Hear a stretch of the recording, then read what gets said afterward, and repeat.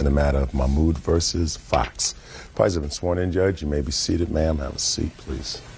Ms. Mahmoud, you and the defendant were in an automobile accident. Yes. Each of you were driving your respective cars, and you are suing the defendant for both bodily injury Yes. and the damage to your car, which was totaled as a result of this Yes. accident. Mr. Fox says that you caused the accident because you were speeding to make a yellow flashing light. Is that right, sir? Yeah. Your Honor, he's lying. Shh. Oh, sorry. Where are you from? Berlin, Wisconsin. Berlin, Wisconsin. They do have paved roads there, do they not? Yes. All right, because I read your defense to this case, and I was just curious. That'll become clear in a moment. What was the date of the accident? It was January 23rd. What time? It was around 12 o'clock at night. Weather conditions? It was nice outside. It was normal weather. And you were traveling down a one-way street? No, I was going down Lincoln Avenue. It's a two-way street. He was coming on a one-way street the wrong way. Okay, so you were going down a two-way street? Two-way street, yes. Something like that. And he was coming from a side street? Yes. Oh, I'm sorry. You're going down a two-way street. There are streets that intersect that two-way street. One of the streets was the street he was coming down on. But that street is a one-way street, and he was coming down that street the wrong way. Yes. So you weren't expecting No, a car to come out of that street because... That's the wrong way It's the wrong way. Even if I were to look, I wouldn't have looked that way. Because there were arrows that say Exactly. one way. And so you were hit in the intersection. Yes. Tell me what happened when you were hit. My car started blowing up on fire. I couldn't get out of my car. I started kicking my door, and it finally opened up. I walk out the car, and I'm screaming, yelling, I'm going crazy. I mean, my car is burning up. It's on fire. Was it actually on fire? Yes, it was. It was just smoking? No, it was on fire. It was blowing up everywhere. It was really scary. And I walk out the car, and he's still sitting in his car. I don't know what he was doing. He had like his head down, or I guess, or whatever. And he gets out the car. He was asking me if I was okay and blessing the God and this and this and that. And he didn't even know he was going the wrong way, even after a couple, like 2 or 3 minutes later. Just a minute. Okay, it's enough. Were you going down a one-way street the wrong way? Yes. Where had you been? I was heading south. Where had you Where have I been? been? Oh, I was coming back from Milwaukee, heading back towards Oshkosh. Well, what were you doing? It was 12 o'clock at night. Where had you been? I was off the off-ramp on... Mr. Fox, I'd like you to pay attention. Okay. I know you have your own agenda. I have an agenda. Where had you been? Had you been working? Had you been with friends? Had you been out for dinner? Where had you been? Friends. Friends' home. Racine. I don't care where it is. Friends' home is my question. Or with friends at a bar, with friends at a restaurant. At the house. At whose house? My buddy's house. Had you been there before? No. And you'd spent the evening doing what? We were playing pool about an hour and a half away from the accident. And I was returning home to town to get some clothes. I was looking for employment opportunities. Mr. Fox, we have a problem here. Huh. Were you at a friend's house playing pool, or were you at someplace else playing pool? I was at a friend's house playing pool, and I returned home, and... Okay. What's your friend's name? Josh. How many other people were playing pool there? Just him and I and his grandfather. Now, it is your claim, Mr. Fox, that Miss Mohammed caused this accident. The direction that I was going when I turned back around to get to the freeway, the intersection with the map I have here, it didn't matter which direction I was going or where she was heading to. We would have struck. She was speeding. She tried to pull a yellow light, too. Judge Judy continues in a moment. You know, going downtown more than once, finding my police records. They lost the police records, God knows how. Doing all this other stuff. I mean, he's been taking time. Life is full of aggravation. And later today... What do you think you're going to be successful at if you don't go to school? Nothing. Right. Is that what you want to be? No. What do you do when you don't go to school? Run the streets. Shh. Real cases, real people. Judge Judy. Nina Mahmood says her accident with Andrew Fox was the result of him driving the wrong way down a one-way street. Andrew says Nina was speeding. Mr. Fox, you were given a citation. Yeah. For what? Reckless driving. Here you go. Did you plead guilty? No. What'd you do? Need some time to pay the fine. Oh, just a second. Not Mr. guilty, Fox, then. what are you laughing at? It's not funny. Don't be ridiculous. If you get a ticket for reckless driving, you have to respond within a certain period of time. This incident happened on the 23rd of January. By this time, you would have either pled guilty, gone to trial, or been found not guilty. Now, which one is it? Your Honor, I pled not guilty, and there was flashing red lights in the intersection because the cop told me. Speak to me. Okay. The cop told me straight out there's a lot of accidents. Just pay attention. You pled not guilty, and what happened? I haven't heard anything from the courts yet. Let me see pictures. Yeah, I see you have pictures there. Let me see the ticket that you got, sir. I don't have the ticket. I just have a map and email. Excuse me? I don't want to look at your map. No ticket. Ma'am, would you like the police report? Yes. Did you have insurance on your car, Miss Mohammed? No, I just got the car. I had just received the car as a gift from my mother. And she didn't put insurance on the car? No, she expected me to do it. I barely even drove the car around. I barely ever used it. I mean, I was just waiting until I had enough money to be able to put insurance on it. What year car was it? It was a 94 Chrysler New Yorker. What kind of injuries did you have? I had, like, my thumb was sprained and my wrist was kind of messed up. So they gave me a cast to where I didn't go to work for 2 days because of it. I had bruises. I had, like, huge bruises on my legs. I mean, just really nasty, awful things. Okay, now what kind of car were you driving, Mr. Fox? 99 Grand Am. Have insurance? No. Why not? They dropped me. Why? Because they said I didn't pay for a premium 2 weeks previously. You too were driving an uninsured vehicle. Correct. Well, Mr. Fox, the police officer who conducted the investigation clearly found that the accident was caused by your reckless driving and driving down a one-way street the wrong way. You know, that sort of thing happens, and sometimes it's an accident. Unintentional. Sometimes it's not because you're drunk or because you're stoned or because you're high. Sometimes you just drive up the wrong way on a street until you realize that somebody honks their horn and you turn around and hopefully you don't kill anybody. You almost killed somebody. You are responsible. Now, I will tell Ms. Mohammed that I think it's very foolish to drive a car without insurance. Without insurance. I know that it was foolish, but it wasn't like I was driving around all the time. I was waiting. I don't care whether you drive around the block. That's foolish. It's true. That's foolish. Okay? However, Mr. Fox, your problem is you caused an accident that caused both physical injury and property damage. And how do you expect to resolve that, sir? Did it really matter which direction I was going in the intersection? I saw lights, she saw lights, she tried to speed through them, and with the map here, How am you I can gonna see. I want you to understand something. The police officer found the accident was your fault. I find the accident was your fault. How do you plan to resolve the problem of the damage you caused? I'm past that, Mr. Fox. Get past it. It was your fault. All right.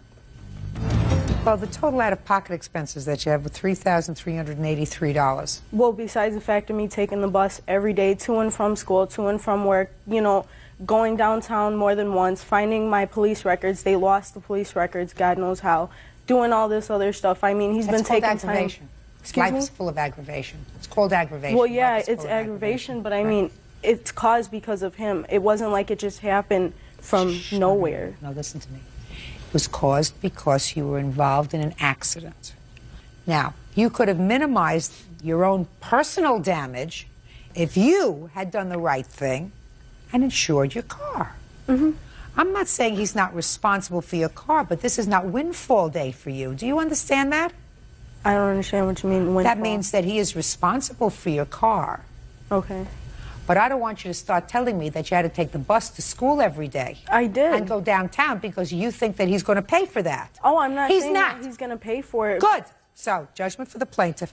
And the total out-of-pocket expenses are $3,383. And I am giving you the remainder of the money in your pain and suffering that you had for your thumb, which you say was jammed, and for the bruises that you had. So I'm adding to that an amount that will give you a total recovery of $4,000. Judgment for the plaintiff in that amount. That's all. Parties are excused. You may step out. Well, she sent me some harassing emails first, and I'd return them in a professional manner, more or less stating I don't have the money right now. Sorry. It's scary. Think about it. You know, you're coming out of a burning car. You're watching your car burn up in front of your face. That's not something that just goes away out of nowhere. She likes to call me sweetheart and this and that. And first of all, her mother invited me over to spend the night that night, and I'm thinking to myself, why? So your son's more or niceness, less maybe? take a swing or two at me? There was something wrong with him that night. I think he's like either cuckoo in his head or God knows whatever else. I was not under the influence of any drugs or alcohol. I was just simply returning home and went down the wrong road. And seeing court there, I guess I was wrong. And now the next case. All parties in the matter of Counsel versus Lowry, step forward, please. 18-year-old student Adrienne Counsel and her husband Chaz are suing Adrienne's mother, home health care worker Loretta Lowry, for the cost to support her 15-year-old sister, Toni Caldwell. Miss Counsel, the defendant is your mom. Yes. Your mother-in-law. Yes. And according to what I've read, there was a time sometime last year when your younger sister came to live with you. Yes. And she came to live with you because she had had some sort of a falling out with your mother's husband. Yes. And it is your claim that your mother owes you money for your sister's support during the time that she lived with you. Yes. Okay. Just give me the month and year she came to live with you. August 2002. And how long did she live with you? She's still living with us now. She is? Yes. And how old is she now? 15. She go to school in your house? Yes. She goes every day? No, she doesn't. Why not? Some days she misses and stuff. Come up here. What's your first name? Tony. Tony. You think you're a nice-looking girl? Yeah. Are you a nice girl? Yes. You want to be a successful girl? Yes. What do you think you're going to be successful at if you don't go to school? Nothing. Right. Is that what you want to be? No. So why don't you go every day? I don't know. What do you do when you don't go to school? Just sit at home. Run the streets. Shh. What are you getting out of being home that's better? Nothing. Isn't that foolish? Yes. I mean, I know you're giving me all the answers that you know I want to hear, which is very smart, but, you know, be smart and do it. Really just dumb. You don't want to stay dumb. Did you ever hear the expression, beauty fades, dumb is forever? No. Well, you know what it means? No, ma'am. Well, I'm going to explain to you what it means. That means you're a pretty girl. But eventually, when you get older, you may be a nice-looking person, but some of those looks are going to get a little old and, you know, not as pretty and fresh as you are now. So beauty does fade. Fades, it goes away. But dumb lasts forever. If you're dumb, you're always going to be dumb. And the only way to get smart is to go to school, to set your sights on something that you want to do to make yourself into a whole person. What does your mother do for a living? Home health aide. Does she love her job? Yes. Was she always a home health aide? No, ma'am. What did she do before that? McDonald's, Burger King. Do you think your mother would have been happier if she went to school? Yes, ma'am. Right? Right.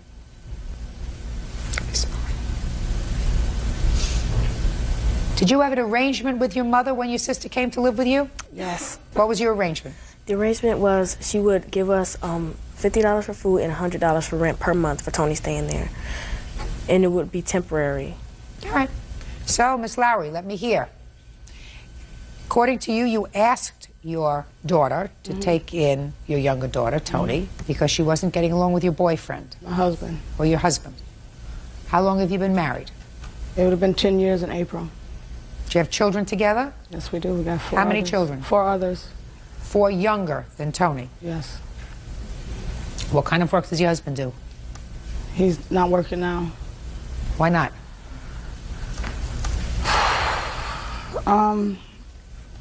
He suffers from depression. Well, how do you support your family? You can't support your family on what you get as a home health aid. Me and him have split up, so I don't stay there with him no more. I stay with my mom, and he take care of the girls, and he gets social service for the girls. He gets welfare. Yeah, but I got the baby with me. Let's go through this. Your husband gets welfare for which children? 2 of the girls And where do they live? with him. And you have the younger child with you. Yes. Do you get any welfare for the younger child? No, I don't. Does anybody get welfare for Tony? No. How much money do you earn? Every 2 weeks is $1,100. And where is Tony's father? He's around. Does he send support for her? No, he doesn't. Why not?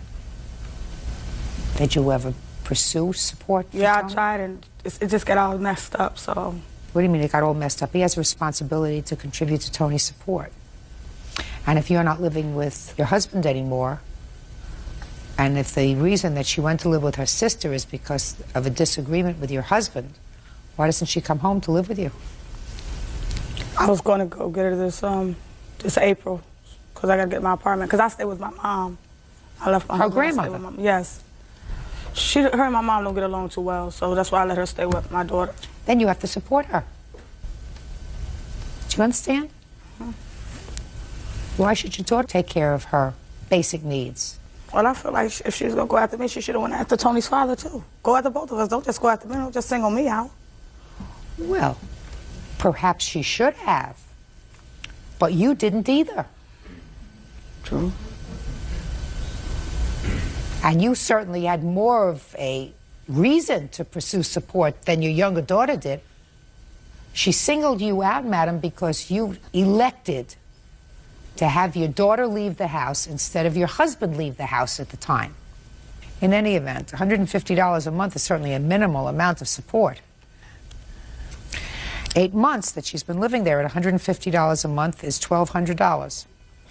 And you earn $1,100 every 2 weeks, is that right? Mm-hmm. Judgment for the plaintiff in the amount of $1,200. That's all. Thank you. Parties are excused. You may step out. 6 on the calendar in the matter of Robinson versus Brazel. Parties have been sworn in, Judge. You may be seated. Folks, have seats. According to what I've read, it is your claim, Kenneth, through your mother, who was your guardian, that Sandra and her mother filed false police reports about you. You used to be her boyfriend. That was last year. Things did not go well.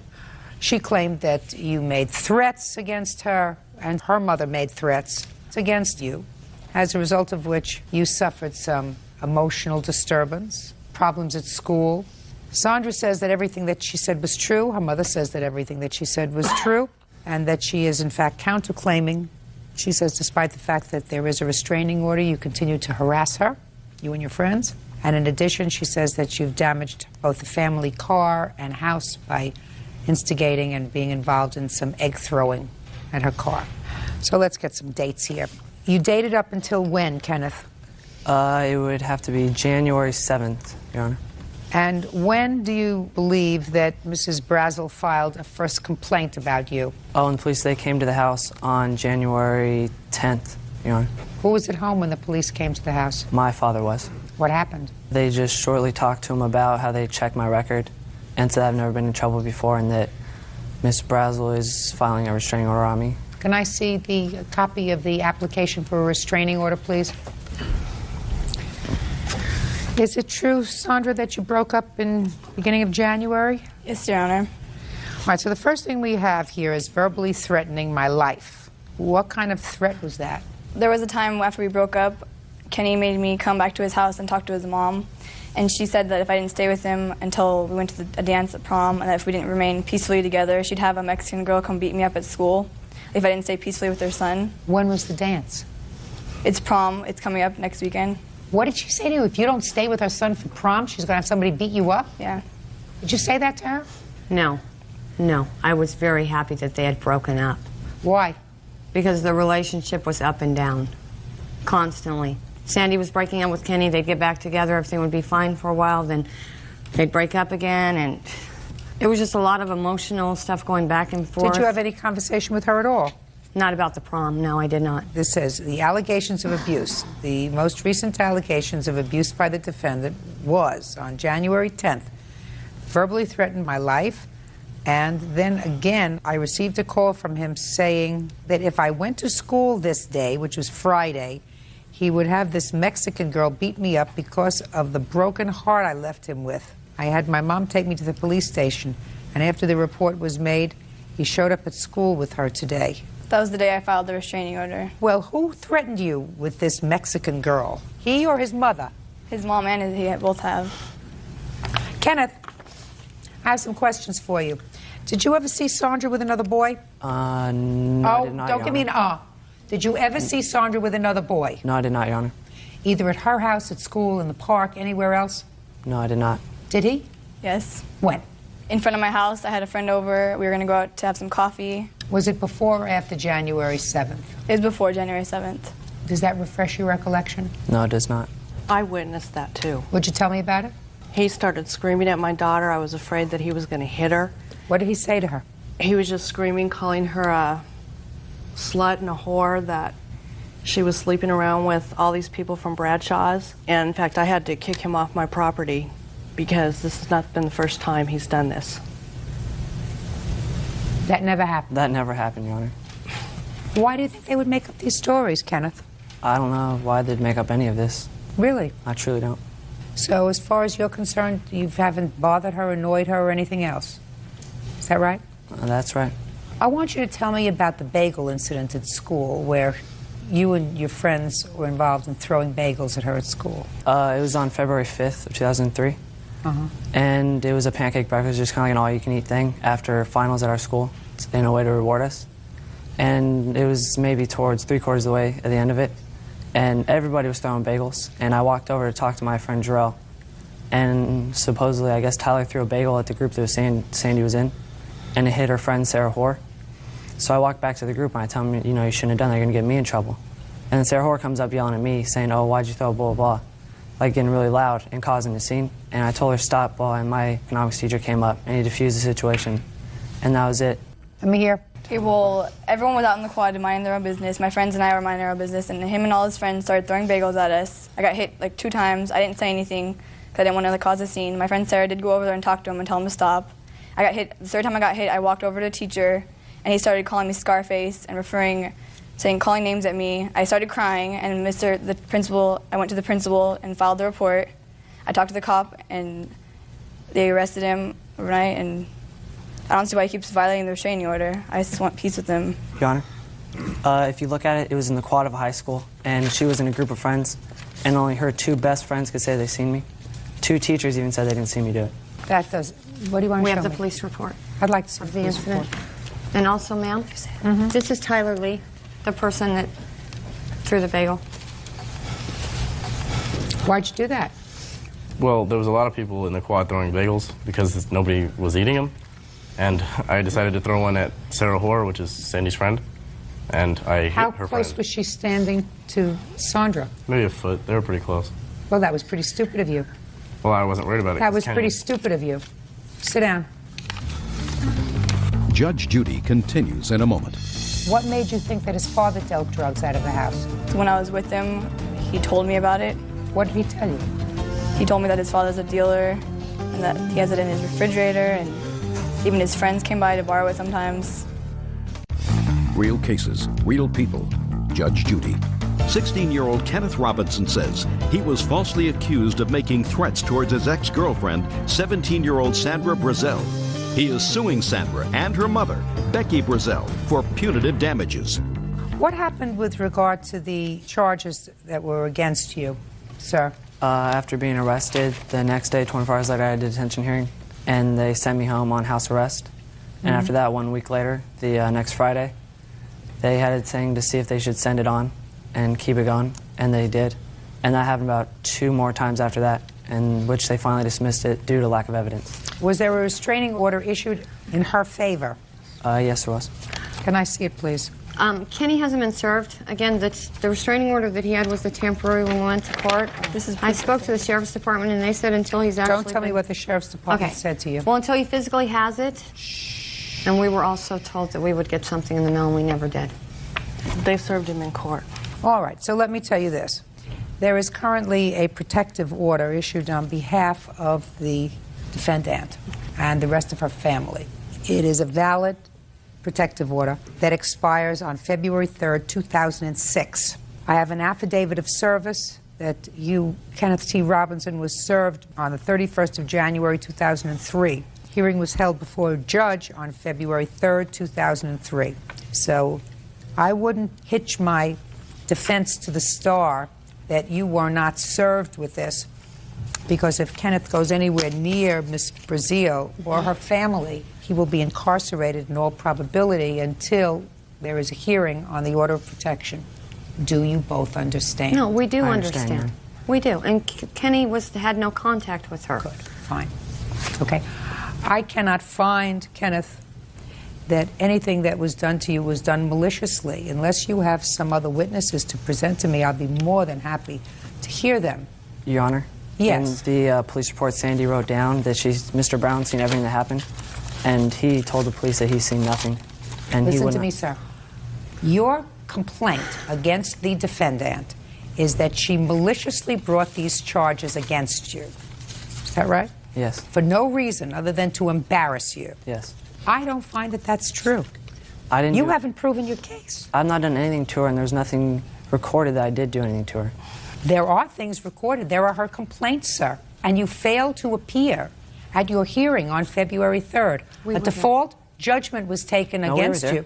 Well, if you were there, then you should have known that there was an order of protection issued for 3 years.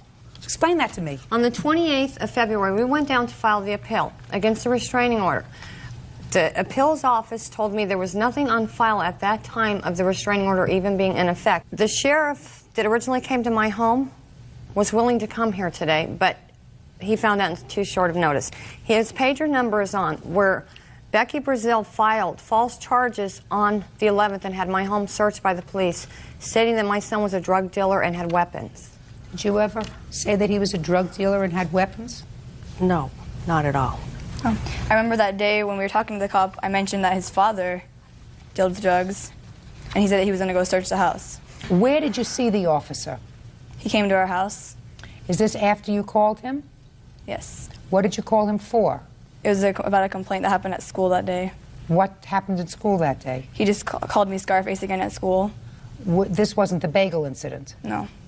Had you already had a temporary order of protection issued at that time? Yes, Your Honor. What made you think that his father dealt drugs out of the house? So when I was with him, he told me about it. What did he tell you? He told me that his father's a dealer and that he has it in his refrigerator, and even his friends came by to borrow it sometimes. Has your father ever been arrested for drugs? No. Has he ever been arrested for drugs? No. May I say one thing? Yes. Friday when the cop came and she obviously made the complaint, that was on January 10th, and on there it says that the restraining order was filed on the 13th. So she didn't have the restraining order filed then. Kenneth. If you'll look at this by Mrs. Brazil that she gave to for the restraining order that states that things that the boys had done, neighborhood boys. My son included, of course. This is January 8th, that she saw them egging her house and her car. Were you at the house and throwing eggs at the house with your friends? No, I was not, Your Honor. I have to believe that these people are totally crazy. You should, Your Honor. You have pictures of your house? Yeah. I'd like to see it, please. My house and car.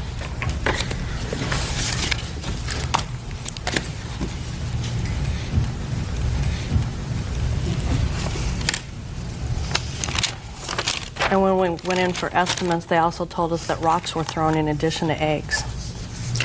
Well, Kenneth, she didn't do this to her own car. I didn't do that to her car either, Your Honor. Ma'am, if I could give you these are letters that Sandy had written to Kenny as far as the stalking, so that you know that he wasn't stalking her. I'd like to see the letters. Thank you.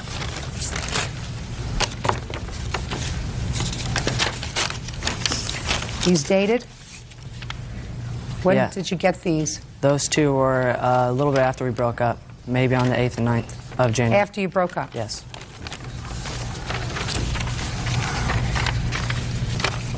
Show this one to the defendant, would you please? Ask her if she recalls when she wrote it.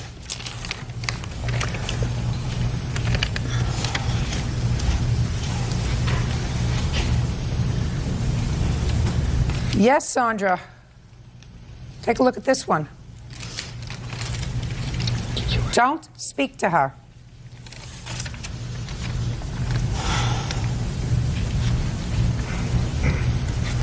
Do you know your daughter wrote those letters?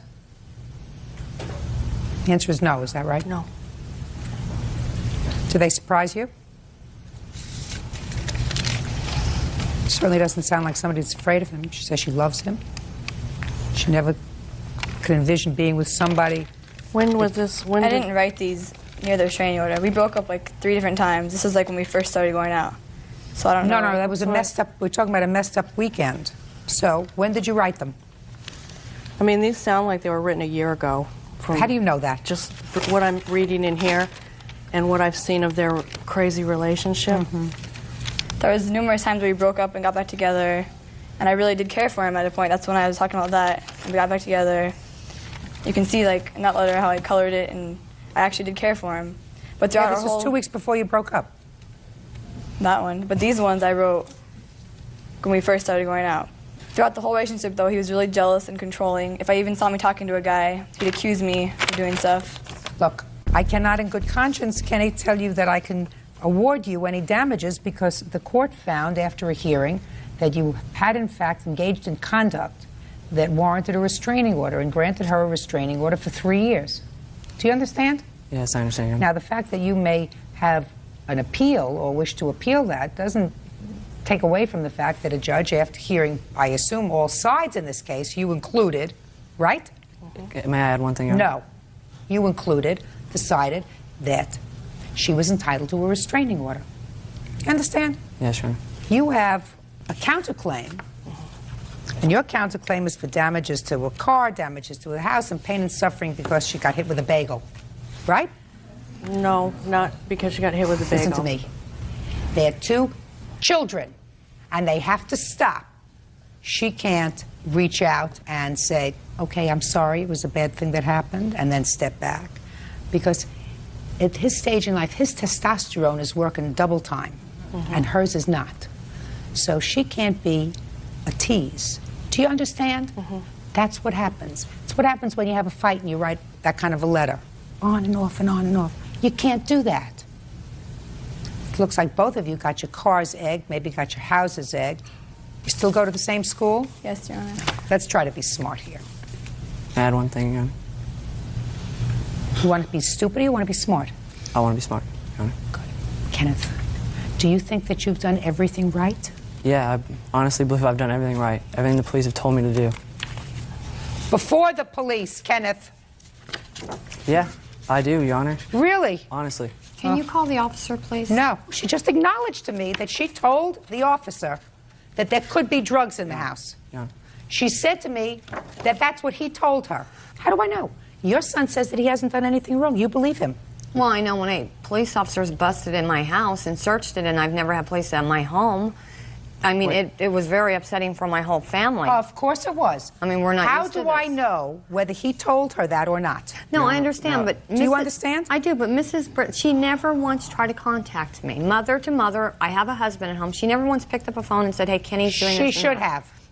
Yeah, she should have. She should have. If he was doing all of this, she should have notified us. She should have. And once you found out there were problems, you could have picked up the phone and called her? Your Honor. Shh, just a minute. Once you found out that there were problems... I didn't know there were any problems. Sandy was at my home all the time. All the time.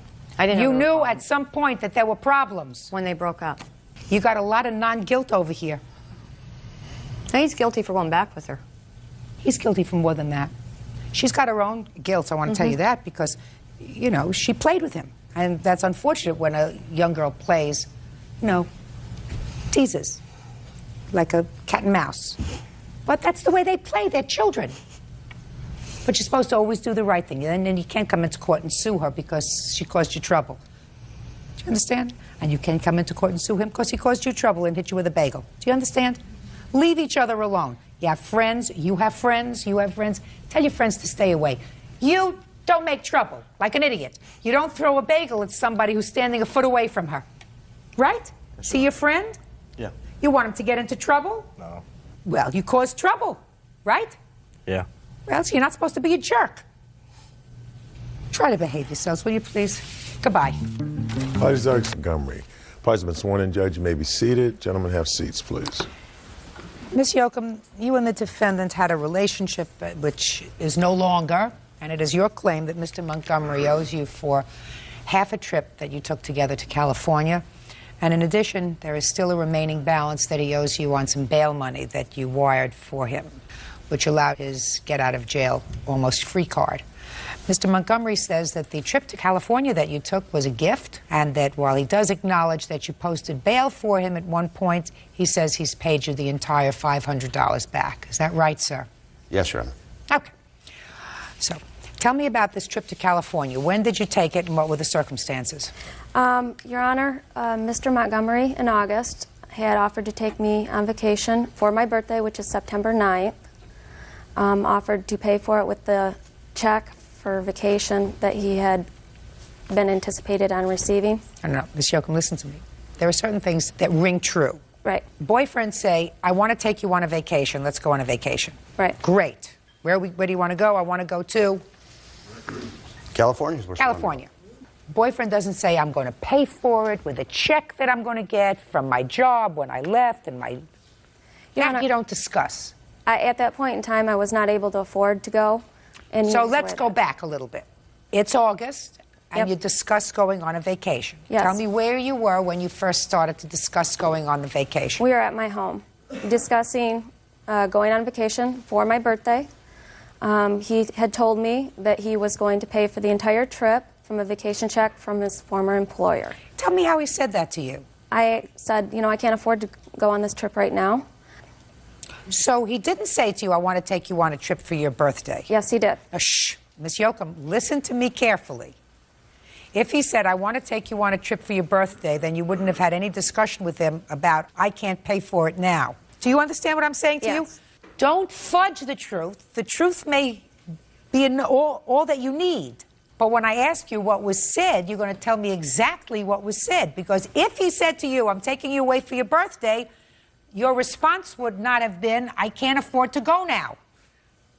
Because that wouldn't have been a logical response. Logical response would have been, oh, great. Do you understand what I'm saying to you? Right. Okay, now let's go. Let me hear your version. What happened is she wanted to go away for a weekend. It was Labor Day weekend, and I had a long weekend off at work. Now, since I had a long weekend off at work, she said, let's go get away, and we were trying to decide where to go.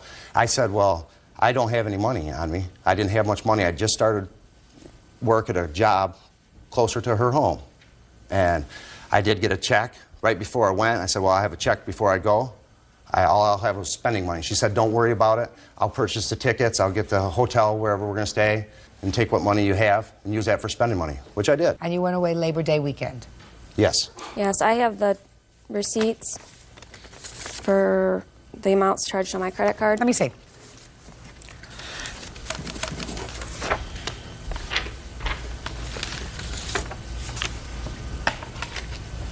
What's Tiffany and Company? Jewelry store. I know what it is. What'd you buy there? I bought a necklace. For who? Me. Well, why is that here? I just highlighted everything because he had told me he was taking me and he would pay for everything. No, dear. You don't get it. The only thing I don't see here really is restaurants. Only paid one restaurant. We took a large sum of money. I withdrew over $500. He had the $400 from his check, and then an additional $200 that I withdrew from my ATM. Which Okay, just I a do minute. have. So he had $400 that he took with him? Yes. That he spent? And I also had money that I took. I didn't feel that he should pay for, you know, if I wanted any, like, souvenirs. Necklaces. Shh. Okay. Mr. Montgomery, when you came back from this vacation, were you working, sir? Yes. What kind of job were you working at? I was at a car dealership. So why didn't you start paying her for at least part of this trip, your airline tickets and I the sure rental did. car? Every paycheck I got, I gave her $300 here, $400 there. I gave her plenty of money. Were you living together? Yes, we were. How long did you live together? 5 months. Oh, Is that right? 5 months. August 5th. I do have a record of every Just time. tell me how long you lived together. August 5th. To when? Or, I'm sorry, about August 5th to December 5th. Okay. And he would give you money every month? Or every week from his paycheck? He gave me a little bit here and there. I have wrote down every amount that he's ever given me. Let me see it. Bert. And I gave it to him when... Let me see it. What, I missed something. I missed something. Oh, yes. What did I miss? What did he say? A couple of months, 3? Went like that? What did he do? No, I really want to know. Okay. It was 5, but I only have, I forgot, I only got 4 fingers on his hand. His right hand. So. And then he switched up, and it was... I know I missed something. It was a moment. All right, let's get to the bail. Oh. Why were you arrested, sir? From a previous relationship, a crazy ex-girlfriend. Going through some problems. It had nothing pertaining to do with us. So you were arrested on an assault charge or domestic violence? It was a home invasion charge. I have that right here if you'd like. When we got back from California, Can I take a look at it? she went and bought a wedding dress. She wanted to get married that soon. She went and purchased a wedding dress. Mr. Montgomery, I'm talking about your arrest. You're talking to me about wedding veils. Did these two things have anything to do with each other? No. Good. And if you thought that you were going to get me off track just because of my age, you are not going to be successful, sir. What was the date that you posted this bond? The date of the bond was, it was 2 days, 3 days before Thanksgiving, right before Thanksgiving, like a week November, before, sir, maybe. and you separated... It was in November, yes. November. You separated shortly thereafter in December. Yes, I was at work, and she came to my work at 8 o'clock at night in the freezing cold. Whatever. With all my belongings. With a wedding said, "Here, dress. Go out. Okay. How much did he pay you back? He paid me $220. Okay. So far, I am satisfied that he owes you $280 for the bond. I'm not so sure about the trip. He actually asked... I would like you to tell me why it was that after 5 months living together, you chose to evict him in the fashion that you did. We had a lot of arguments, and frankly, he scared me. His ex-girlfriend had brought him in on domestic violence charges. And you thought this was the safest way of dealing with it? I thought it was the safest way. I had my friend with me. I wasn't... So you were afraid of him? I was afraid. He made 2 death threats to me. You were afraid of him? Yes. Well, then my question is, and I know that this will sound a little naive to you, if you were afraid of him, why did you subsequently decide to have any contact with him? He told me he would pay me back before Christmas so that I would have money. Do you understand what I'm saying to you? If you're really afraid of somebody and you fear for your life, why would you sue somebody for a couple of bucks if you got them out of your life and they were gone? So that you would have contact with them again, even if it's only briefly. Your Honor, because I have PPO papers prepared and ready to go as soon as I get home. What's PPO? Personal protection order. Why would you bother with that, though? My question is, why would you bother? Because I've been in contact with his ex-girlfriend. I know what he's like. I know Just a minute. What contact have you had with him since he left in December? I haven't spoken to him. So he hasn't... Shh. You haven't spoken to him? He hasn't called you? He kept calling me until the 20th of December. So several months went by and it's no contact. So why do you have an application ready for a protective order? Because I'm being called as a witness in his felony trial. Being called in his felony trial by his ex-girlfriend as a witness? Yes. So you got together with the ex-girlfriend? Judge Judy continues in a moment. And later today... I did try to contact her, and she refused to sign. Just a minute. What do you want? She was harassing me. I didn't. I'm not looking at you. Real cases, real people. Judge Judy. Cindy Yoakum says ex-boyfriend Andrew Montgomery owes for bail money and for a trip to California. Andrew says it was her idea to take the trip. It sounds to me as if you want nothing more to do with him and wanted to sever all ties and just get on with your life, you've certainly complicated it, and that was your own doing.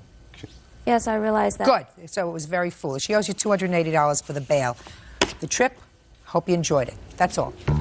Parties are excused. You may step out. He's got a history of using women. I thought she might help me out. She went and bought a wedding dress. Right after we got back from California, wanted to get married. I wasn't ready to get married, and I didn't want to get married to her. Let me see, he's asked me to marry him, he's asked his ex-girlfriend to marry him, and the one before that. He basically takes whoever's got the most money and uses them for whatever he can get. She contacted me after she booted me out, after she kicked me out, left me in the cold. She called me, had me come up and visit her 3 different times. He's got home invasion charges. Why am I the person that is the bad person in this case? And now the next case. All parties in the matter of DeCuckoo versus Carr. Step forward, please. 19-year-old spa attendant Teresa DeCuckoo is suing her ex-roommate, 20-year-old spa attendant Carol Carr, for breaking a lease. Carol says she gave proper notice. According to your complaint, Mr. Cuckoo, you and the defendant leased an apartment together. You've been friends for a long time. You thought it would work out. After a couple of months, the defendant moved out. That's correct, Your Honor. And you want her to be responsible for her half of the rent for the remainder of the lease so that it doesn't destroy your credit. That's correct. Defendant said she thought she was being more than fair. She had to move out. And she says you should get another roommate. When did you sign this lease? July 14th, 2002. What was the rent? The rent was $925. $512.50 was her responsibility. Are you still there? No, I'm not. You're not? No, What I'm not. happened? I moved back in with my mother. When? At the end of October. Did they re-rent the apartment? I am not sure, Your Honor.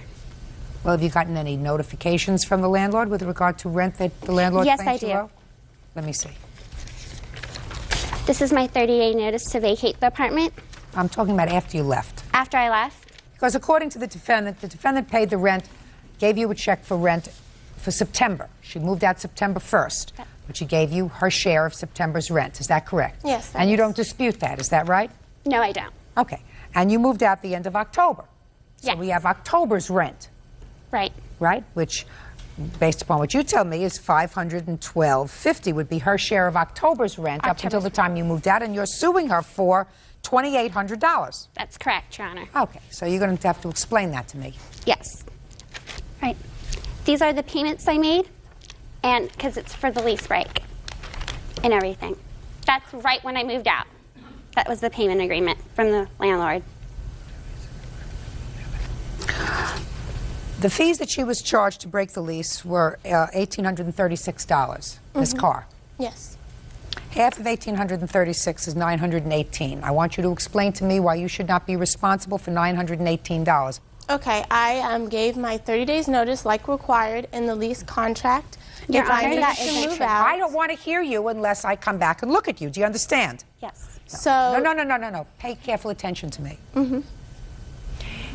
You show me your lease, which says that if you give them 30 days notice, you're allowed to break your lease with no consequence by giving them 30 days notice. I have where it says the 30 days notice section right here. What does it say? Read it. Full term unless owner consents in writing, residence agrees not to move out of the apartment prior to the end of the lease term or renewal of the extension period without the rentals of the entire lease term or renewal or extension period being Ms. Carr, paid in you know full. what that means? It means that if the owner agrees, the owner, did the owner agree that you move out? I gave them my written notice. They didn't argue with me. Ms. Carr, you don't get it.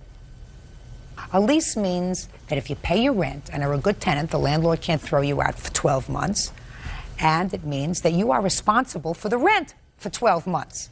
Just if you decide in the middle of the lease that you don't want to live there anymore, you just can't give them 30 days notice and move out. Well, I had a bad car accident That's at not the her beginning problem. of the month, and that's why. That's not her problem.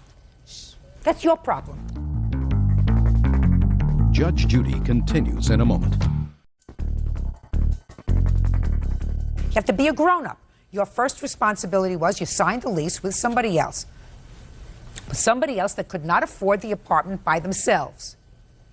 So if it's a toss-up between you putting money towards a new car and moving back with your parents so that you can pay for the car and living up to your pre-existing responsibility. You have to live up to your pre-existing responsibility. That's a grown-up. You do, however, have to accept your part of the responsibility, which is you had a roommate. It didn't work out. She moved out for whatever reason. You couldn't live there by yourself. It's a very good lesson. You don't take an apartment with a roommate for more rent than you can pay by yourself. The whole thing. Because otherwise you have to move out and you have these fees. She's not going to pay the whole fee, only half. Do you understand? I actually have other expenses that has incurred while she was there. Like what? I have a copy of a couple of utility bills that she refused to pay for. Can I say a comment about that? Actually, I paid half of the cable and the power. She never gave me a copy of the phone bill, claimed I could get it at Sprint.com, but without any account number, I can't access Is this a phone bill? It's a phone bill and a power bill, Your Honor.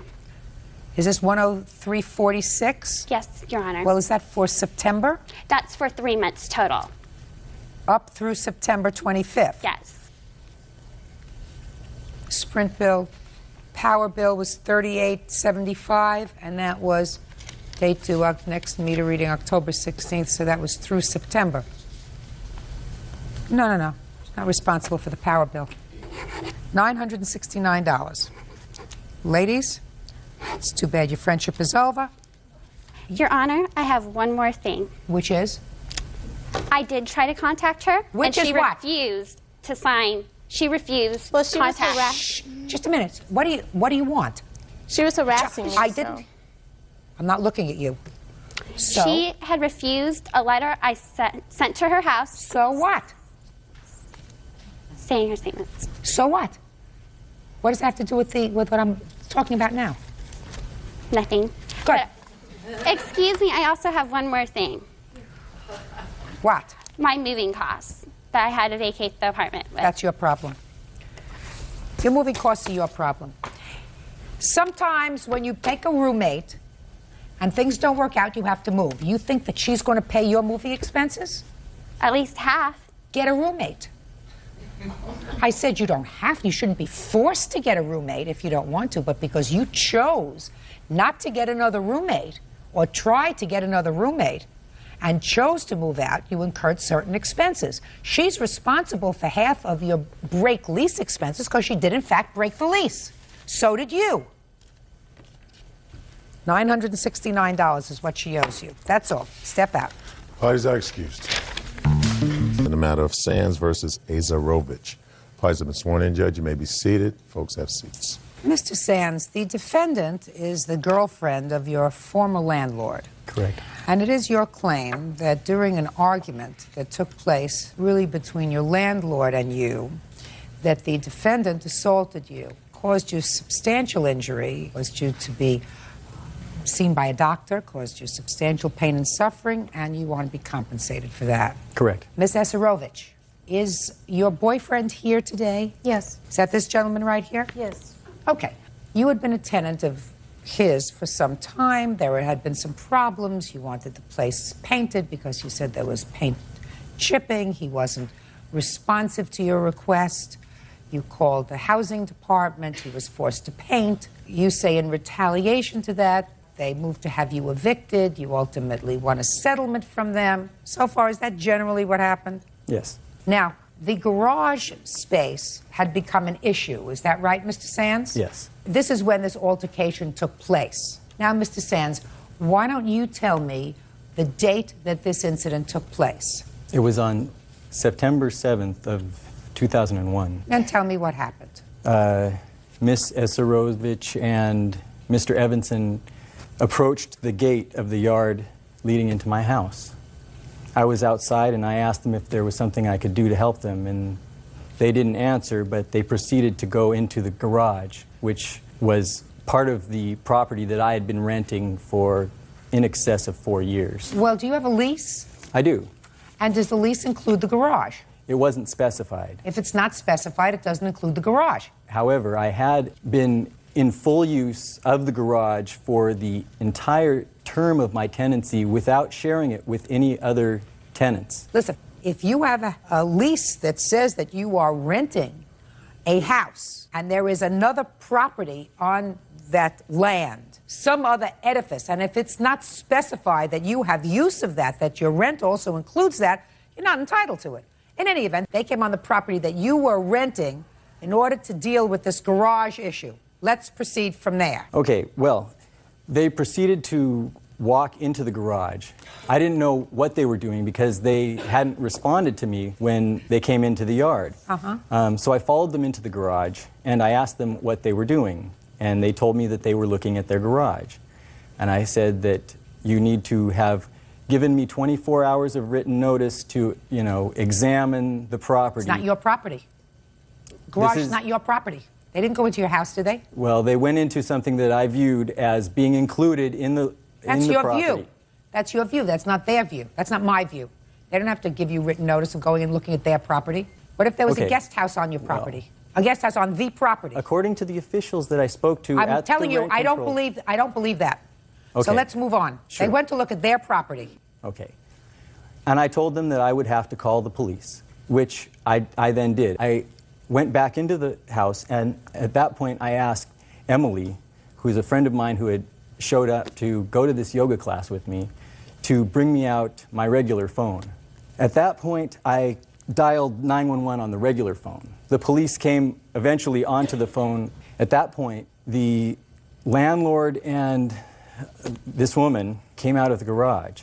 She saw Emily standing near the house and started screaming at her. What was she saying? She said, "Who is this woman? She is not allowed to be on the property. She is not on your lease. Where are your wife and children? And you are a liar," and etc., etc. At that point, I walked up and stood between the two of them and said, "She is allowed to be on the property. She's my guest, and you can't come and scream at a guest of mine. Absolutely right. You need to leave. This is inappropriate." At that point, I felt my arms pulled behind me like this, and I realized that it was the landlord, Mr. Evanson, who had grabbed me from behind. He then pulled my shirt up around my neck and through my mouth and started strangling me. At that point, I became relatively concerned, and I started screaming for help. I continued to scream for help until I couldn't speak anymore. He choked me so forcefully. Could we move this on a little faster, please? Sure. Good. After that, Mila walked up, and I assumed that she was going to tell him to let me go. But she didn't. She stood at a 45-degree angle to me, and she kicked my right knee in. That's what we're talking about. That's what this suit is based on. Okay. Now, I want you to tell me your version of the events, and please try to do it a little faster. Okay, this is on the date of September 7, at 6 o'clock approximately. Okay, well, before Just, you get there. Okay. You go into the garage. Right. Go ahead. Well, Mr. Sands, he closed the door behind us and turned the lights off and left us in the dark. Go ahead. His dog was viciously barking at us. Where was the dog? The dog was by his side. Was the dog on a leash? No. Go ahead. Then he approached me and started threatening me. What did he say? Well, he approached me as close like that, you know, to my face, and started threatening me and screaming. Judge Judy continues in a moment. I never kneed him in the groin. Just a minute. What do you mean you may have injured him? I was trying to escape by elbowing him. I think that's a crocker who shot John. Real cases, real people. Judge Judy. Charles Sands says his former landlord's girlfriend, Mila Azarovich, assaulted him by kicking him in the knee. Mila says Charles kicked her fiancé in the groin. Go ahead. Then Lars was concerned about my safety. He circled his arms around Charles Sands. From the back? Yes. Okay, go ahead. And he's very experienced in this kind of situation, how to handle it in non-violent manner. He circled him, he immobilized him. Right. Go ahead. At that moment, Charles Sands kicked him in the groin area very hard. The next moment, Charles Sands took a bat in his hand and hit Lars in his face, then in his ribs, and Lars fell on the concrete floor. Rick Sanchez came out. He tried to pull them. Who was Mr. Sanchez? his sister. Is he a neighbor? Yes. Would you step up, sir? Sure. You're Mr. Sanchez? Yes, I am, Your Honor. How long have you been a tenant? 10 years. Did you witness any of this altercation? I did. Would you tell me what you saw, sir? On that evening, approximately the same time that both of them mentioned, I had been traveling. I came home, I was laying on my couch, and I heard some screams for help, help, help, help. Male voice, female voice? It was a male voice. It was a male voice. And knowing that Chuck lives in the back, I didn't know if a vehicle had fallen on him or whatever the case was. And I went to the back bedroom, looked out the window. And when I looked out the window, I saw Mr. Evanson had Mr. Sands around the neck from behind with his shirt around his neck and was holding him, not allowing him to move. I decided to go outside. I went out and I told Mr. Evanson, you don't want to do this, let go of Chuck, let's stop this, at which time he did. Mila was out there also at the time, and of course there was some screaming and yelling and what have you. And he let go of Chuck, and I think I mentioned to Chuck's girlfriend to call the police. I don't know if she already had or not, but I said, call the police. And I went back in the house, and when I went back in the house, I heard some more commotion, so I came back out. Mr. Evanson and Mr. Sands were at separate ends of the yard, and at which time I said, this needs to stop.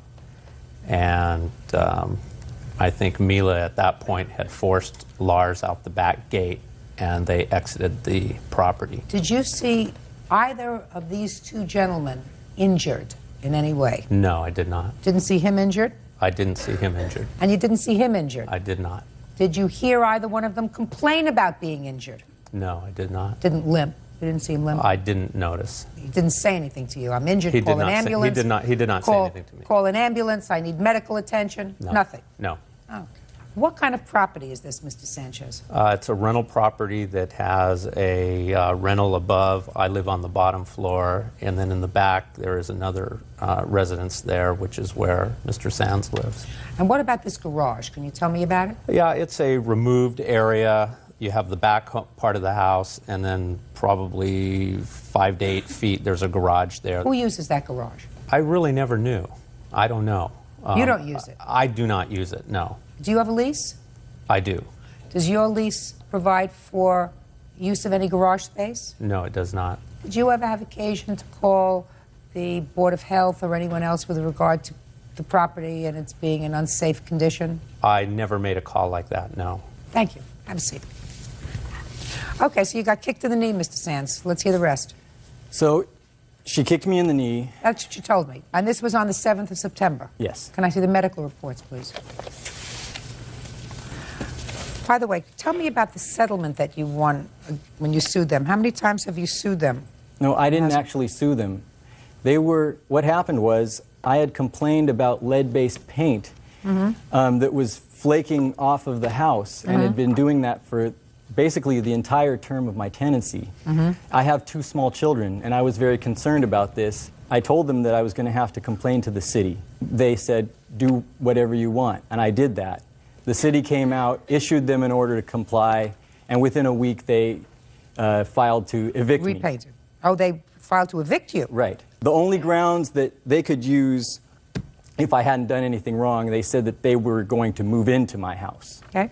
So within a week of them receiving this order to comply, they had filed to evict me.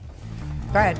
We were involved in this eviction process wherein they tried to say that my children didn't live with me, et cetera, et cetera. Do they live with you? Yes, they do. They were attempting to do that so that they wouldn't have to pay me the full relocation fee, which is required by the Rent Control Board. After several court appearances, they settled for a relocation sum that was considerably larger than they would have had to pay in the first place. Which is what? $5,000 is the amount that a family is entitled to for relocation. Is that what you got? No, actually I got in the neighborhood of $8,000. That sounds pretty good.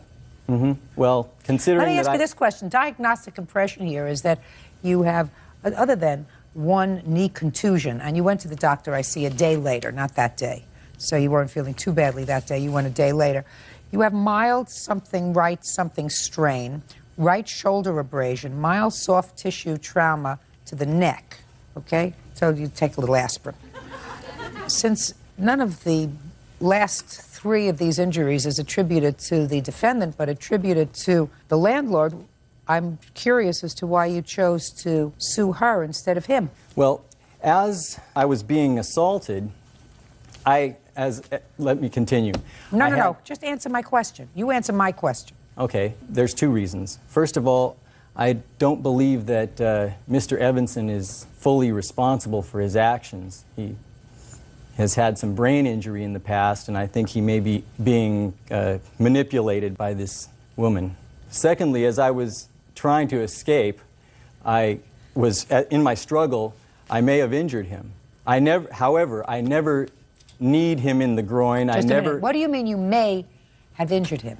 How may you have injured him, sir? As he was choking me from behind. He's considerably taller than I am. I see that. I was trying to escape by elbowing him. So I may have injured him. So it's a fair statement, sir, that the reason you didn't sue him and chose to sue her, you felt that he may have a defense of self-defense, and she had none. No, not precisely. Yeah. Would you step up, please? Tell me your name. My name is Emily Gray. Where do you live, Miss Gray? I live in Newport Beach. Okay. Tell me what your relationship is with Mr. Sands. I'm a good friend of Mr. Sands. Do you know his wife? Yes, I do. What's her name? Anne. Where does Anne live? She lives in San Pedro as well. I don't know the exact location. But she doesn't live with Mr. Sands? Not presently. That is correct. She does not live with Mr. Sands. She does not live with him now. And she was not living with him in September of 2001? She might have just moved out. Right. Now, how old are Mr. Sands' 2 children? His son is about 14 and his daughter is about 7. And who do those children live with? They live with him. They live with him. And they were living with him in September of 2001 after his wife moved out? Yes. Does he have permanent custody of those children?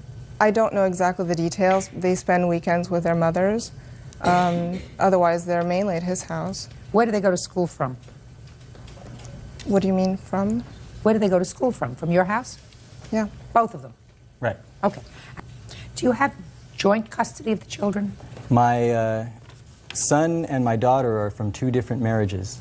Do you have joint custody of your children, sir? I have primary custody of my son, and there is no actual paperwork because we're only separated. My daughter's mom and I are only separated. They still get along, and you and your ex-wife still get along. My daughter's mom and I get along pretty well. And I'm not interested in that, whether you still get along pretty well or not. I'm just interested in why somebody gave you $8,000 to move. Because it was established that the kids live with me. You're on the rules.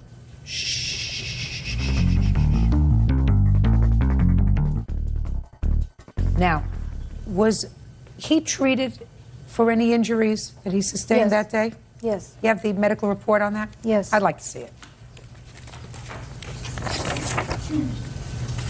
He saw that his tooth was knocked out. So I just... All right, and his diagnosis is groin contusion, facial contusion, and prescription is ice and Motrin in the evening for pain. So you were right, Mr. Sands. You did injure him. Did he sue you? No. Why do you think that is, sir? Because any injuries that he sustained were due to self-defense on my part. He attacked me from behind, and he... You think you both behaved badly that day? No, I don't. I don't believe I behaved badly. I tried to escape. If you tried to escape, sir, you had already gotten outside of the garage. You went inside to get a telephone. No, you went inside. Pay careful attention to me, sir. Okay. You went inside to get a telephone before anything happened to call 911. And you said you walked outside. Now, if you wanted to diffuse a situation before anything happened, you stay inside, you call 911. Actually, I was concerned that they might do something strange in my garage. We were at that point embroiled in a bitter eviction matter. I didn't know what they were capable of. Well, Mr. Sands, I know this, sir. I know. So I was keeping an eye on them. They paid you $8,000 in order to get you and your children, who were there sometimes and not there other times, to move. And I know that this gentleman who you described as someone who may not be functioning optimally because of some injury was more injured than you were that day. That I know for sure from reading the medical records. And you said that the reason you didn't sue him is because you felt sorry, because you didn't think that perhaps he understood everything that was going on. And I think that that's a crocker who shot John. I think that the reason you didn't sue him is because his injuries were more severe than yours. And if he got kicked in the shins by his girlfriend, so be it. You got $8,000 from them. You're not getting another. 378 on the calendar in the matter of McPhillips versus Dunkel. Parties have been sworn in. Judge, you may be seated. Folks, have a seat, please. Ms. McPhillips, the defendant used to be your boyfriend. Yes. According to your complaint, he was arrested on a charge of assaulting another girlfriend. Over there. And you bailed him out. Yes.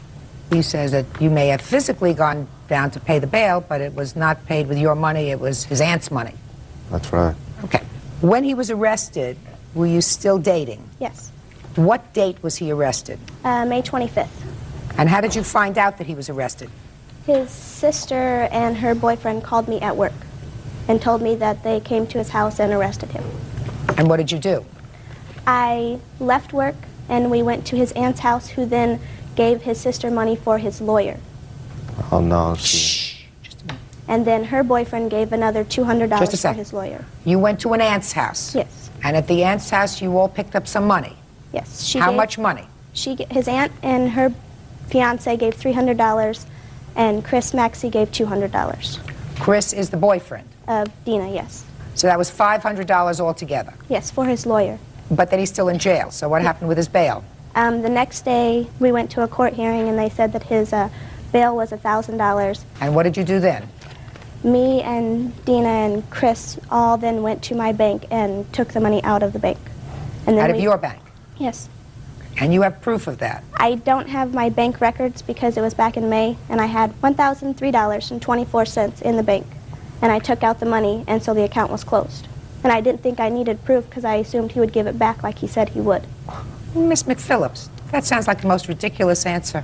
If you know you're suing somebody, and you know there's an issue, and you have bank statements that you receive each month, then that's the one piece of evidence that it would seem to me that you would bring. It was back in May. So what? We're not talking about 20 years ago. We're talking about 6 months ago. And I didn't file the claim till November because that was when his court date was, and I didn't think that I needed the statement in May or I would have gotten one. You get a statement from a bank every month. Yes, but I don't keep them. And so I don't have the one from May.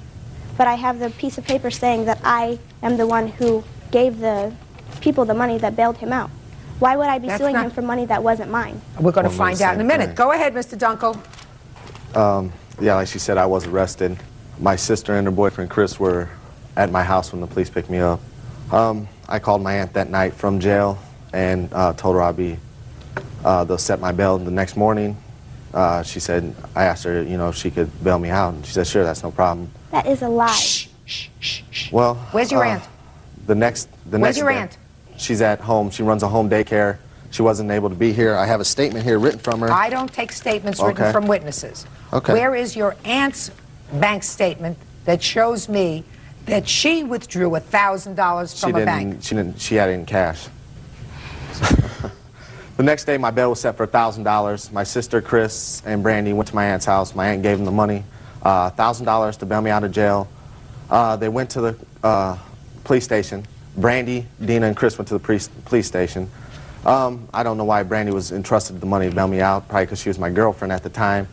But she gave them the money. They gave them the bond receipt. So the bond receipt's in her name, so I think she's entitled to. Okay, but if his aunt gave the money, then why wouldn't they have given it to Dina? She's his sister. When his aunt trusts Dina with the money? Madam, more than you're me? not standing there in a very good place. Because all you had to do to be successful today was to bring me a bank statement. That's all you had to do. I didn't keep it. I didn't think I'd need it. I thought that he would pay me back like he told me he was going to. But then you knew he was not going to pay you back, and you knew you were coming to court. But I already didn't have a statement. Listen to me. What do you mean you already didn't have a statement? You called the bank and you said, I need May's statement. Closed, so they wouldn't give me a statement. That's not true. I did call the bank, and they wouldn't give me a statement since the account had been closed for 6 months. Do you know that I don't believe that? That's the truth. All right, I'm going to hear you witnesses, because so far a lot of what you told me, sir, is hearsay. Who was present when the aunt turned over this $1,000? Step up. Tell me your name. Dana Van Grunsven. So, what happened? Basically, we showed up at my aunt's house after we went to his court hearing, and my aunt handed Brandy the money and said... That is a lie. Shh. And we got back in Chris's car. We went down there. Brandy ran out and paid for his bond. What time was the bail hearing on the 26th? At 9 o'clock. Shh. And what time was he bailed out? 5 o'clock, around 5. So you knew the exact date of the withdrawal. It had to be on the 26th of May. It was around 1 o'clock in the afternoon because I had to wait for my friend who was living with me at the time to bring down my driver's license because they wouldn't let me withdraw the money out of the bank without my driver's license, even though my signature matched. All right. I want you to do this. I want you to get the telephone number of the bank, get on the phone with the bank manager. You tell the bank manager that you are in court now. You would like them to research their record and just be able to tell the court, that's me, whether on the 26th of May of the year 2000 there was a $1,000 withdrawal from your savings account. Now, the two of you would agree that if there was $1,000 withdrawn from her savings account on the 26th, that would pretty much establish that you're lying, right? Right. So there's no issue with regard to that, right? Unless it was pay your bills. I don't know. I got my aunt's phone number right here. You can call her and Why just would talk I to want to believe your aunt over the telephone? You know, If she your gave me the prime money. witness is supposed to be here, sir, Well, you she would went to agree, daycare, she sir, since you weren't there, that if the bank manager, who I'm sure will be cooperative with me, Okay. he because was cooperative with you. they're always cooperative with me, and he certainly is disinterested, Okay. will tell me that she withdrew $1,000 from her account on the 26th, that would mean that you and all your relatives and all your friends are lying, right? And Not necessarily. Oh, yes. Well, of why course. would they give you Of the bank course. statement and they wouldn't give their own, their own customer the bank statement? Why? Because it's much harder to say no to me. Miss McPhillips, did you get the number? Yes, I did. May I have it, please?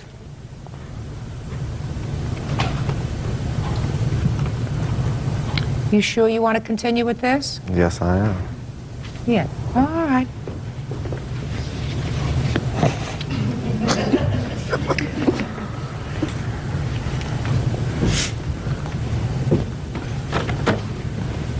You have a seat.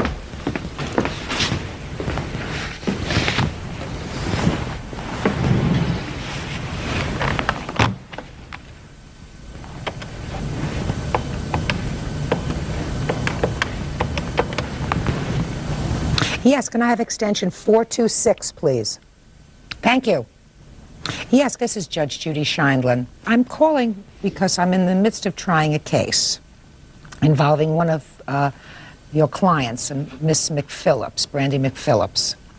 And the main issue in the case revolves around a withdrawal made from her savings account on the 26th of May. Can you tell me if there was a withdrawal? There was. And that was the total amount of the withdrawal. Wonderful. Thank you very much. I appreciate your trouble. Bye-bye.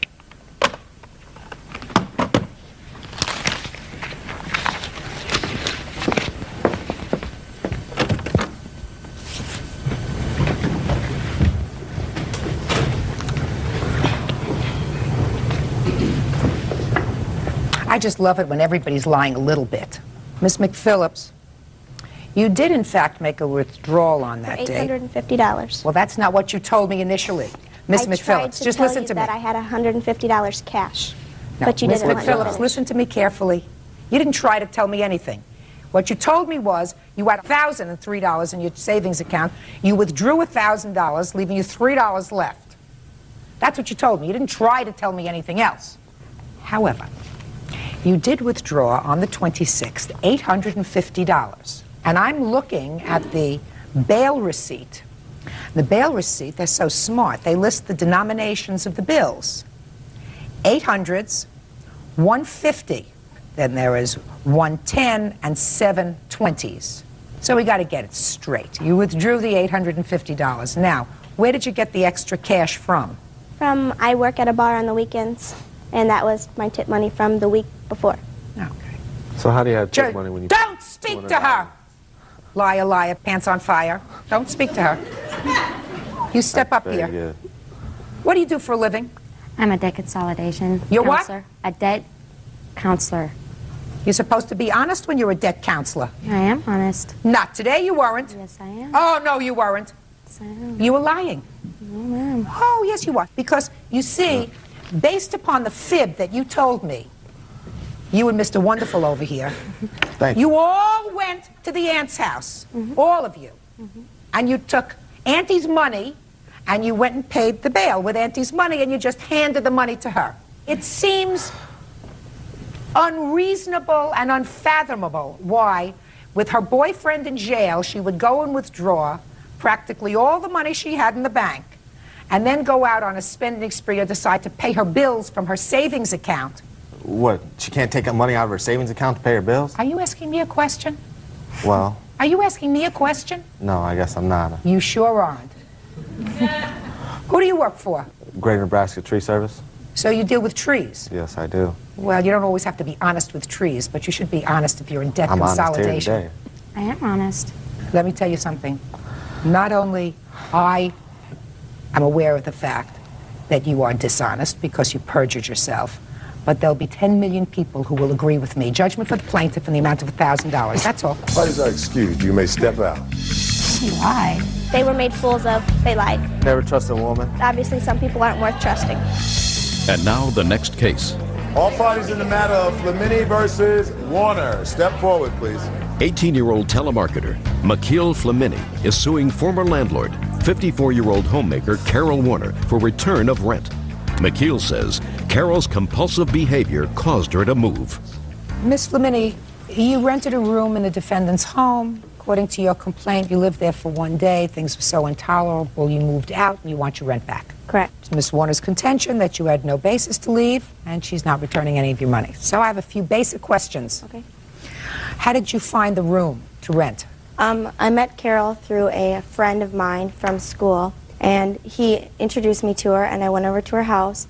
And when I first came into the house, I was like, I can't live here. But then I met her, and I really like Carol. I still really do. All right. You met her through a friend. Right. You went to her house. According to you, the house was a mess. Right. I have a picture. The rent was $489 a month, according to your complaint. Yes. Plus doing some cleanup for her. Right. Okay. You have some photographs? I have, a photograph of, you can see in the background what it kind of was like. I can see everything. Okay. Very good. So you got to the house, and? And later that night, it was Halloween, it was October 31st, we agreed on the phone that I would come back that night and we would start cleaning up the house. So I got back there and I tried to clean up. Like, I would pick up paper towel off the ground and throw it away, and she'd be like, no, you can't throw that away. I use that to clean the floor. And she'd make me wash my hands every time I touched a dirty dish. There was a piece of paper with the number 3 on it and like scribbles, and I crumpled it up to throw away, and she's like, you can't throw that away, that goes on this pile. And it was just, she wouldn't let me clean, and that was, our verbal agreement was I would live with her and help her clean up her house if she let me stay there. Okay. Did you move in on the 31st of October? I never moved anything in. I just stayed there to clean. That night? I stayed that night, yes. Okay. And did you leave November 1st? Yes. Now, Miss Warner. Miss Warner. I'm listening. I'm just surprised at her statement. Okay. Had you previously, immediately previous to the plaintiff moving in with you, had you had a roommate? I don't think so. What do you mean you don't think so? No, I did not. The answer is you did not have a roommate. Correct. When was the last time you had a roommate? Oh, maybe 6 months before then. And she lived there for one day? I think it was actually 2 days. Because the day that she came... The day that she came was October 31st, which was the day she gave you the she check. came the day before, Your Honor, with her friend, to look at the place and see if it was okay for her to live in. But then she came and she slept there on October 31st. Correct. Correct? Yes. And she left November 1st. I'm not sure of that either. Well, if you're not sure, she said she was there one day, so I have to assume she's correct. So my question to you, Ms. Warner, is if it didn't work out, and you certainly didn't turn away any other boarders, why don't you give her back a $489? Because I did turn away other people, Your Honor. When did you turn people away? Actually on the 30th, when she said, okay, I'm going to go to the bank with my friend, and she opened an account in order to use a West Hollywood address and to establish residence, as she herself said. So what? I don't know what Okay, you're I'm just talking about, giving Miss you an Warner. answer. All right, now we're talking a couple of months later. Do you have a roommate? No, I do not. Right. You have to give her back her money. Why is that? I'm going to tell you why. Okay. I don't want to go into all the reasons she says your house was a mess. Evidently, this was a young lady who wanted very badly to rent a room in your house because, according to both of you, she ran out and she said, no, I want to give you the check today because I really want this room. Correct. Right? Yes. So there had to be a very good reason why, after one day of living with you, she said, this is not going to work. Why don't you ask her what the reason is? If you want me to, Miss Warner. I'll ask her. No, you don't have to ask her. I'll ask her. I asked the questions. Okay, sorry. I was trying to save you embarrassment. I'm not embarrassed in the slightest, but she saw So, the go home ahead. before she moved in. Go ahead. Well, she wouldn't let me clean. I couldn't even, the bed that she had the room for me, I couldn't take her papers off the bed. I had to actually sleep on the side of the bed. I woke up to Carol staring at me. She was sitting in a chair staring at me. And I was uneasy, and I was like, I cannot live here. I just could not live in that situation. Why was it such a mess? It's not such a mess. It's totally, she's just supposed to help me with my dishes. Were there papers all over the bed that you were sleeping on? No. Did you go into her room and were you sitting in her room at some point? No, that's a total lie. She just, all she did was change her mind about wanting to live there, and then the lie Why happened. do you think, Miss Warner, she changed her mind within a 24-hour period? Probably because she found a place that she could rent at a pretty good price, and she wanted her own place. Miss Warner, you are mistaken. I find that you have suffered absolutely no financial damage as a result of her not living there. You didn't turn away other prospective boarders. I don't believe that you turned away other prospective boarders because it's months later and you still don't have a boarder in your house. You look like two very nice young ladies, but you can't keep the $489, madam. It's outrageous. If she had rented some other else, like actually rented a home, that landlord wouldn't give her money back just because she changed her mind the same day. I didn't. Madam, or the day later. I believe her when she says that living in your home, that you are a clutter collector. It's not true. I believe that you are a clutter collector and that circumstances in your home for that brief period that she lived there made her believe that her life in your home was going to be untenable. She decided she wanted to live on her own, and she saw the place before she moved in. She decided to live She there and to didn't help live me with the you house for rent. 24 hours. couldn't Judgment live for the with you, plaintiff Carol. and the amount of... Calendar in the matter of Wallentyne versus Tomaselli. Parties have been sworn in, Judge. You may be seated. Folks, have a seat. Mr. Wallentyne, it is your claim that the defendant assaulted you at a party, causing you physical injury. You had substantial dental bills. You still have some work that has to be done. You want to be compensated for the assault. Mr. Tomaselli says that you started it, he finished it, and you were unruly. You touched him first, and he acted in self-defense. Is that correct, sir? Yes, Your Honor. Okay. What is your name? Amber Trill. This is the lovely Amber. Sit down, Amber. I'm not with you yet, but I will be. When did this happen, Mr. Wallentyne? If I could recall the exact date, it would be The questions April are going to 3rd. get harder. Listen to me, Mr. Wallentyne. The questions are going to get harder. The date should be something that's fixed in your memory. The night of April 3rd, 2004. See, we're not going to play with each other. The only one that has a good time here is me. And you and the lovely Miss Amber were at a party together? Yes. Whose party was it? Kind of my party, a going away party. Going from where to where, Mr. Wallentyne? I am from New Mexico, so I was visiting. I do live in Seattle right now. And in whose house was the party? It was kind of an office building that they renovated into a music venue. And how did Amber get to the party? On her own, driving. You don't know how she got there? No. Was she a friend of yours before April 3rd of 2004? Yeah, we've known each other for about 3 years. But you did not know Mr. Tomaselli? I did not know. All right, so give me your version, please, of what happened on the evening of April 3rd. It was going well. The music was going. I did notice Ed and his friends hanging out at the party earlier. I didn't. Mr. Wallentyne, could you try to focus on me, sir? Focus on me. Not up in the air, not in the heavens, not at your shoes. Try to focus on me. So when you're thinking, you can think and look at me at the same time. Okay. Okay. To my left, Amber was standing in the corner, talking with some friends. We gave each other a hug. We ended up talking for about another 5 minutes, finished, continuing going into the hallway where Ed was standing. She said, "Oh, hi, Ed. This is my friend PJ." "Hi, Ed." And instead of extending his hand out to greet me, he just cocked back and punched me in the face. And at that point, I started bleeding. I stepped back and exited, went to my car because I'm bleeding. I didn't want to fight. I just went, to my party. How come you didn't call the police?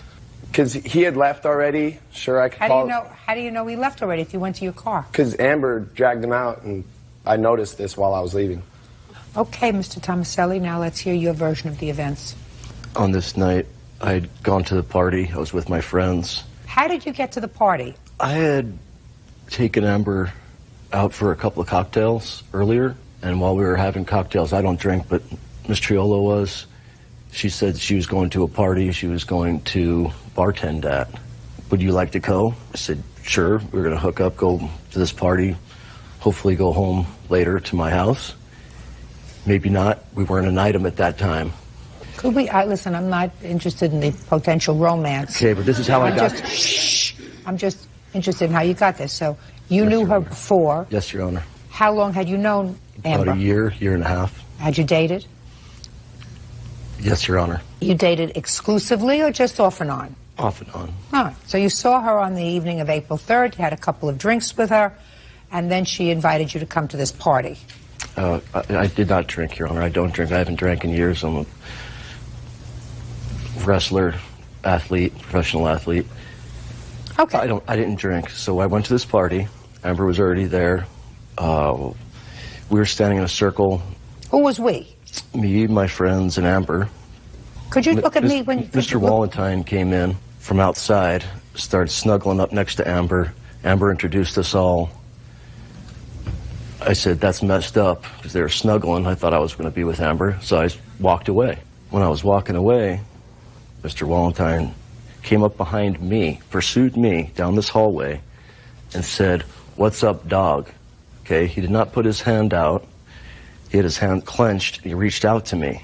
Through my experience... How did you see that, sir, if you were walking away and he was behind you? I was in the hallway where I turned around to see what was going on. I walked through the hallway. There was a lot of people.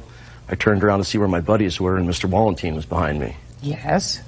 He put his hand on my shoulder, said, "What's up, dog?" How did he put his hand on your shoulder? Reached out towards me. Touched your shoulder? Yes, Your Honor. Yes. At that time, I turned around and said, "I'm not your dog." And yes, I did hit him. Through my experience and expertise, I know when someone comes up behind you and says, "What's up, dog?" he has bad intentions. A man this size has the potential of hurting me, someone my size, very badly. All right, Amber. Front and center. You and Mrs. Tomaselli were out earlier that evening? Yes. Mr. Tomaselli did not drink? No. You got to the party? You went with him? No. You went in your own car? I believe so, yes. Try getting it more specific than that. Did Yeah, you go in I your own drove. car or did you go with Mr. Tomaselli? No, I drove. So you met there? Yes. Why do I feel as if I'm telling the story by myself? These are not trick questions. They may get harder, but right now they're not trick questions, Amber. Do you understand? Mm-hmm. All right. You were present at the time that Mr. Walentine was struck in the mouth? Yes. Tell me how that happened. Try looking at me when you tell me how that happened. We were talking, Patrick and I, and Mr. Tomaselli walked up and I said, "Hey Ed, how's it going?" I gave him a hug, told him hi. And I introduced him to PJ, and instead of them meeting each other, he just socked him in the face. Why would he do that? Jealousy. He wasn't drunk or anything, right? No. He was clearly angry because he said, "Hey, that's messed up." Right, Mr. Tomaselli? Yes, Your Honor. Now, who are you? My name's Kyle McElroy. Kyle, you were there that day. I was there that evening. Good. And I know that you're dying to tell me your version of these events, aren't you, Kyle? I can't wait. Well, then just step up here, Kyle. Kyle, how old are you? I'm 21. How long have you known Mr. Tomaselli? I knew none of the parties that night. How'd you get to this party? Through a friend of mine. It's a Wednesday night kegger that, as far as I knew, it was like a deal that they had every Wednesday. Wednesday night, the West Wing is on. Why would anybody want to go to a kegger? So, would you like me to tell my story? would. Okay. Like he said, we were standing there talking. Amber, we were sitting there talking to Amber. This guy walked up. We were introduced. We were standing there. Then Ed got, frustrated, decided to... Just a minute. I'm going to ask you to speculate. Why did Ed get frustrated? Well, like you say, the girl he thought he was coming to meet at the party was... Canoodling. So... with somebody else. Yeah, exactly. Like I said, I saw Ed walking away. The guy kind of came up behind him and kind of turned his shoulder. "What's up, dog?" Ed said, "I'm not your dog." Well, you just did something. You said, "What's up, dog?" And then you did something like extend your hand. But kind of, yeah, well... What does that mean? Well, like I said... Touched him on his shoulder, right? Yeah. Ed took it as a threat, obviously. Punched the guy. Sit down. Thank you. You too. Mr. Tomaselli, you're clearly a very powerful young man. You are proficient in the martial arts. Yes, Your Honor. One of the things that they teach you, because I know I have grandchildren who take these martial art classes, is you're supposed to be able to control yourself, Mr. Tomaselli, right? Yes, it's all Your Honor. about control, right? Yes, Your Honor. I don't think you controlled yourself well that night, Mr. Tomaselli. I think you got very angry. You can't even make an excuse that you had something to drink, but you hurt him badly. And there was no aggression on his part, not even according to your witness. He was probably stupid drunk, but he's just sort of a big goof. Mr. Tomaselli, I want you to trust me. He's really just sort of a big goof. If you say so, Your Honor. Well, Mr. Tomaselli, he didn't come up behind you, spin you around, and punch you. He came up, put his hand on you, and said to you, "What's up, dog?" Now, I don't know what that means, and I may be out of things. My children are older than Officer Byrd's children. Do you know what "what's up, dog" means? What does it mean? How you doing, man? How you doing? That's what it would seem to me to mean. What's up, dog? It's not necessarily a term of endearment, but it's not, choose your weapons. We're going to, we're going to joust. Not from my mouth, at least. Oh, you're just a big doughboy. He's you know what I mean? Mm-hmm. You know what I mean? Yeah. Not a bad guy. Let me see your dental bills, Mr. Valentine. The first occurred is for the infection. I got all puffed up and in pain. I couldn't sleep for 3 days, and you're right. That I had know. to get antibiotics, painkillers, so I could finally sleep and go back to work. Which tooth was it? The tooth that's missing? Yeah. That one? You need an implant there? I still need to get my implant. Judge Judy continues in a moment. And later today, Where did you pick Mr. Holloway up? Commerce Casino. Who else was with him? 2 other gentlemen, young, 2 20-year-olds or something like that. Maybe that's what you were fighting with your fiancé about. real cases, real people. Judge Judy. Patrick Wallentine says fellow partygoer Ed Tomaselli punched him in the mouth. Ed says Patrick was too friendly with his date. What do you do for a living? I do a lot of things, but right now What you just said, what's your favorite thing? My favorite? Yeah. You do a lot of things, so tell me what your favorite, My what favorite your fave is. is to sing and host people, kind of like parties. This is so painful. That's my favorite thing. But right now, I do have a painting business and a construction business that I work for. So I can do anything. Can't put in an implant. I can't. See what I mean? Mr. Tomaselli. Yes, Your Honor. Harmless. You misjudged his intent. Put your hand down. Sorry. All right? He's a lover, not a fighter. Do you know what I mean? He didn't want to hurt you. And you overreacted because you were angry. And you have to pay for that. Judgment for the plaintiff for the amount of $5,000. That's all. Parties are excused. You may step out. Ed didn't tell the truth. I did not touch him. It was a tombstone, flying ruckus, left. I fell back, and that's all, and I walked out. Went down like everybody. Maybe he's been choked a couple times, can't really remember it quite straight. When they step up to the plate, Like Hank Aaron, I just knock him out of the park. And now the next case. All parties in the matter of Soyak versus Holloway. Step forward, please. Limousine driver James Soyak is suing former client, business owner Tim Holloway, for an unpaid hotel bill. James says Tim is a scammer. Mr. Holloway, how old are you, sir? 33. What kind of work do you do, sir? I have a maintenance company. How long have you had it? My dad had it since '59. I took it over about 3 years ago. He's no longer involved in the business. Sometimes, yeah. So he still goes into the office? Correct. On a daily basis? 2 or 3 times a week. Are you making this up as we're going along, sir? No. Are you trying to give me accurate answers? Because you never can tell why I'm asking you these questions. Correct. Now, do you live alone or do you live with someone else? I live with my fiance. Did you move into her place or did you move in someplace together? Together. When? 2 years ago. What's the address? North Wilson. How large an apartment is it? It's a condo. 2 bedrooms, 2 baths. Are you renting or did you buy it? We're renting that. Are you both on the lease? Yes. I love this, like shooting fish in a barrel. Now, Mr. Soyak, you drive a limousine. Yes, ma'am. And your complaint is that you drove Mr. Holloway in your limousine to a casino, hotel. Yes. And he told you that he'd forgotten his wallet and he needed a hotel room. So you agreed to put the hotel room on your credit card. Yes, ma'am. That's not true. He used the room and then stiffed you for the reimbursement.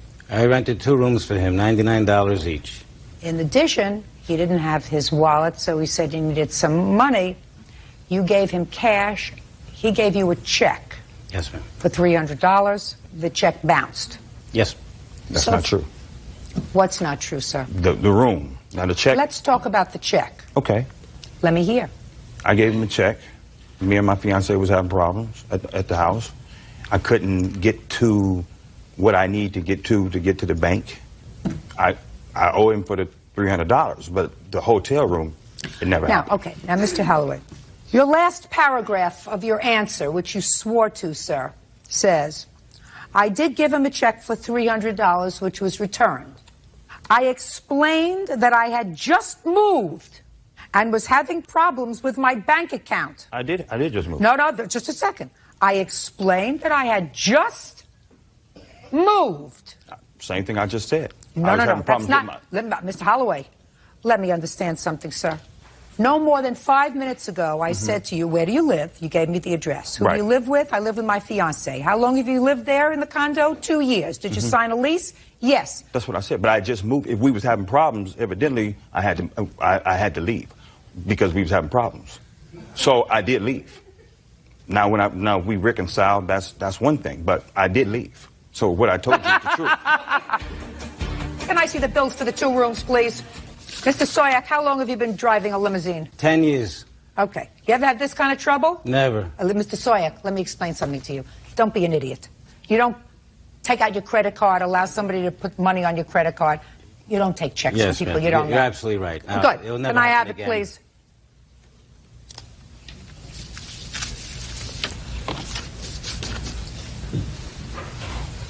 The rooms you rented for $99, but he certainly did a lot more damage than the $99. He drank everything in the bar.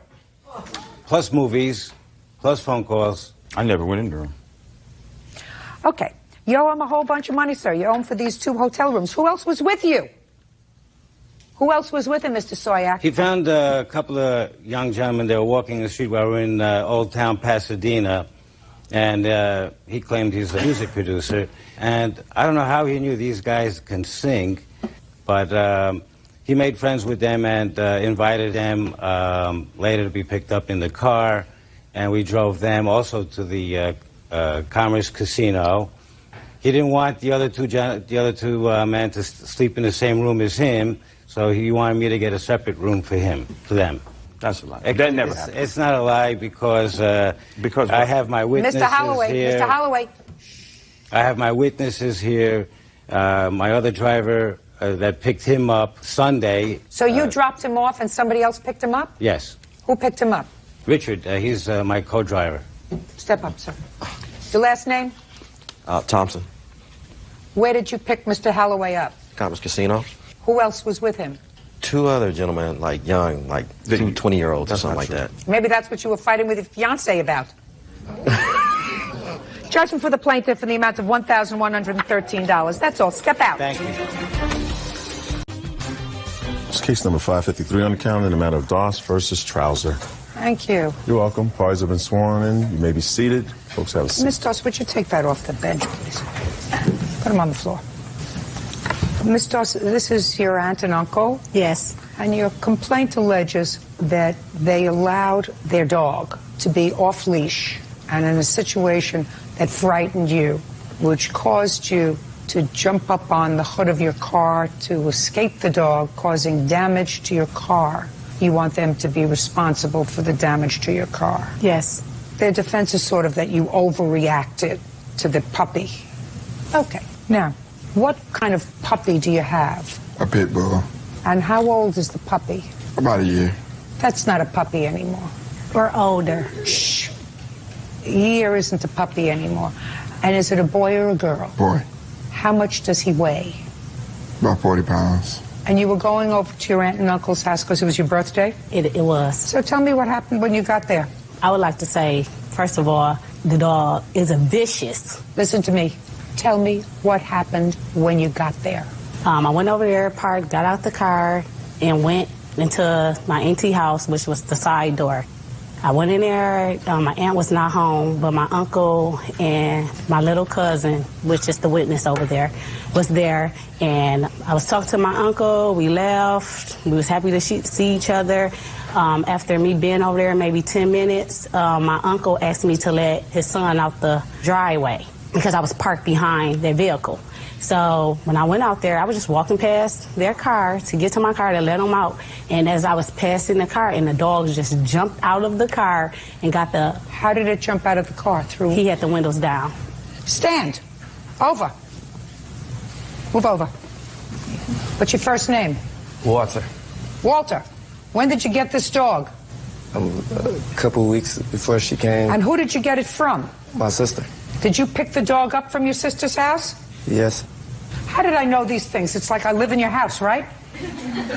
Right. Walter, how do you think I knew that you picked the dog up at your sister's house? How do you think I knew that? You think I have cameras? Think I have some sort of a globe that I can look in? You know how I know that you picked the dog up from someplace? Now, what was the dog doing out in your car? I was putting him in the car to ride with me to grab my little cousin from the movies. How long had your sister had the dog? A couple months. And where did your sister get the dog from? Her baby father. And how long had he had the dog before he gave it to your sister? At birth. And he gave it to her. So he got the dog from birth. And then he gave it to your sister. Your sister had it for a couple of months and said, I can't handle it anymore, you take it. So you took it. Yes.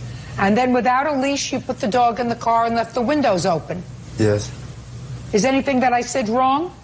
No. Sit. So, Mr. Trouser, when he brought this 8-month-old pit bull over to you, did you know he was bringing it? Yes. So you must have had a discussion with your daughter. Yes. And she had had the dog for 2-3 months, according to him, right? Correct. Why was she getting rid of the dog? She just hit a baby. And? And she was working. And? And there was no one there to take care of the dog. Well, who takes care of the baby? We do. We do. Well, then she brings over the baby and the dog. No, she brings over the baby. We went and got the dog. Did she have the dog first or the baby first? Right. She had the dog when she was pregnant. Genius. Yes. All right, I would like to see what kind of damage you did to this car from jumping up on the roof. Now, what'd the dog do when it jumped out of the window? Got the jumping all over me, got the nibbling, like trying to bite me. He was going crazy.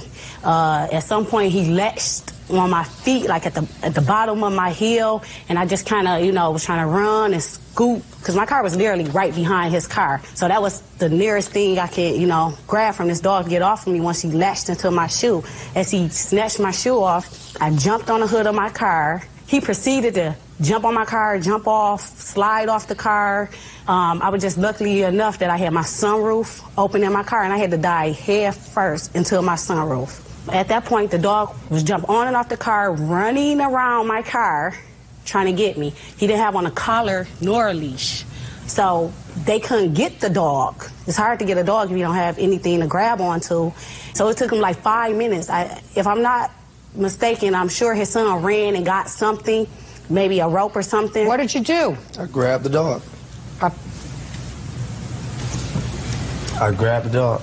How did you grab the dog? With my hand. How? Around? She hid to the hood of her car.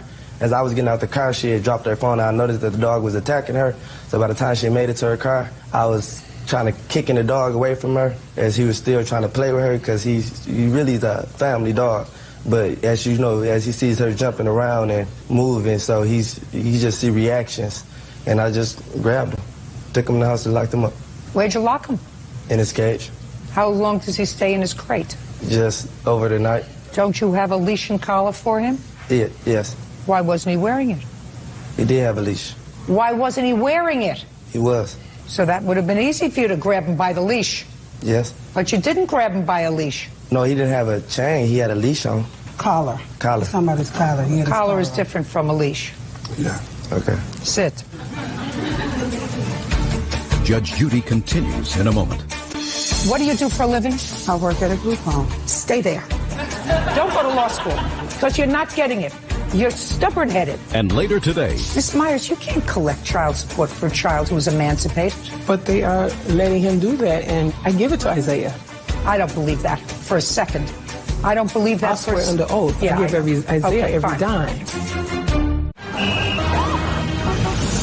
Real cases, real people. Judge Judy. Talisha Doss says her aunt and uncle, Connie and Walter Trouser, owe for damage to the hood of her car. Talisha says she was chased by their son's pit bull and had no choice but to jump on the vehicle. You have anything else you want to say to me? You gotta understand, my house is like what everyone come to, all the kids and everything else. And we had the dog there, and the dog is used to the environment. The dog is a family dog. He's not vicious. He jumped out of the window of a car. Probably just it was a nice day, and he probably just jumped out the window. He wasn't actually attacking her. That's what he said. Out the car. Is your son lying to me? She didn't seen that dog. No, listen to me. Is your son lying to me? What do you mean? Is he lying to you about what? He said the dog was attacking her. He was just going after her. No. I asked her specifically. No, listen to me. I just asked you a question. Your son just said to me he was attacking her. I saw him attacking her. No, that's what he was said. not attacking her, according to him. He was playing with her. My auntie wasn't home. He was playing with her. It doesn't matter. He was playing with her. I'm just asking you. That's what he said he saw. Now, you weren't home, right? No. That's what your son said. We can play back the tape for you. Your son said, I saw him attacking her. But the point was not that he wasn't coming after her. No. She jumped on her own car. Listen to me. Buck never jumped on her car. I asked her specifically, listen did she do to that? me. He didn't have to jump. Okay. Miss Chaz, are you being serious with me? I'm being very Are you being serious with me? Well, you're being very foolish. I'm not going to allow you to continue because you're just being very foolish. A, you weren't there. B, listen to me carefully. Listen, you may get away with talking at home over somebody. You don't get away with talking over me. Well, if your dog put a stranger, and she's a stranger because she's not the owner of the dog, you're the homeowner, and you allowed the dog in your house, let's say instead of injuring her car, look at me, pay attention, don't look up in the air, annoyed. Let's say instead of damaging her car, when she jumped up on the car to escape the dog, who your son says, because he was there, was attacking her, and let's say she broke her arm in addition to damaging her car, you would also be responsible for her medical bills and her pain and suffering because you allowed the dog to be unleashed and it's your dog. Now, she may have, put your hand down and listen, you're going to learn something. She may, let us assume, have overreacted to the extent of the danger from your dog. It's still your fault. That's why You are not permitted to allow a dog to be free without a leash unless it's in a designated area. Like It was in a on dog my property. Listen to me. It's not on your property if you invite guests to your home. I didn't invite her. Oh my God! Yeah, listen to me. What do you do for a living? I work at a group home. Yeah, stay there. Don't go to law school because you're not getting it. You're stubborn-headed. And if you have a dog in your house that is displayed any sort of propensity for either being vicious or apparently so, because according to the son over here, who now looks mildly bored, the dog was attacking her, which is why he grabbed it. Anybody that is now injured in or around your home because of this dog, it's going to be your responsibility. Do you own your home? Yes. Do you have homeowners insurance? Yes. You're going to have to use it. And you don't want to be in that position. I'm just giving you fair warning. Judgment for the plaintiff for the damage to the car in the amount of $546. Thank you. That's all. Parties are excused. They step out.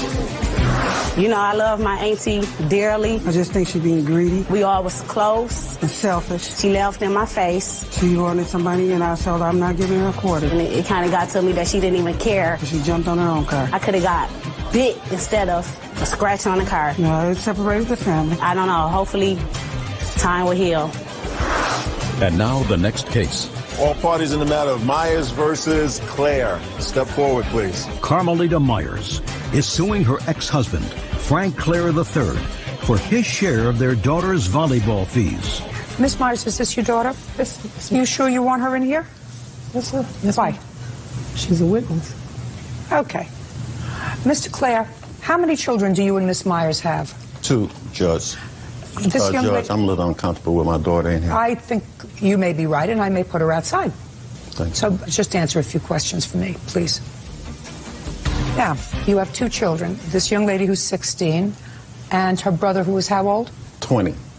Now, you are currently under a child support order, correct? Yes, ma'am. You pay child support for both children? Yes, I do. And what is the child support order? $259 bi-weekly. And you've been paying that for how long, sir? Since birth. But they wasn't receiving it until it got cut off because I was unemployed. Then she had it reinstated. I don't know exactly how long it's been reinstated because it seemed like I've been paying all my life. Okay. Now, your first name is? Nikita. Okay. If I need you, I'll call you. You can go outside. Thank you.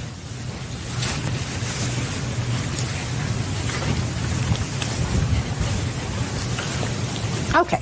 So what the case is about, Miss Myers, it is your claim that Mr. Clare owes you money for volleyball fees for your daughter so that she could be on the volleyball team in school, which you believe, which is all speculative, will enhance her ability to get a scholarship to college.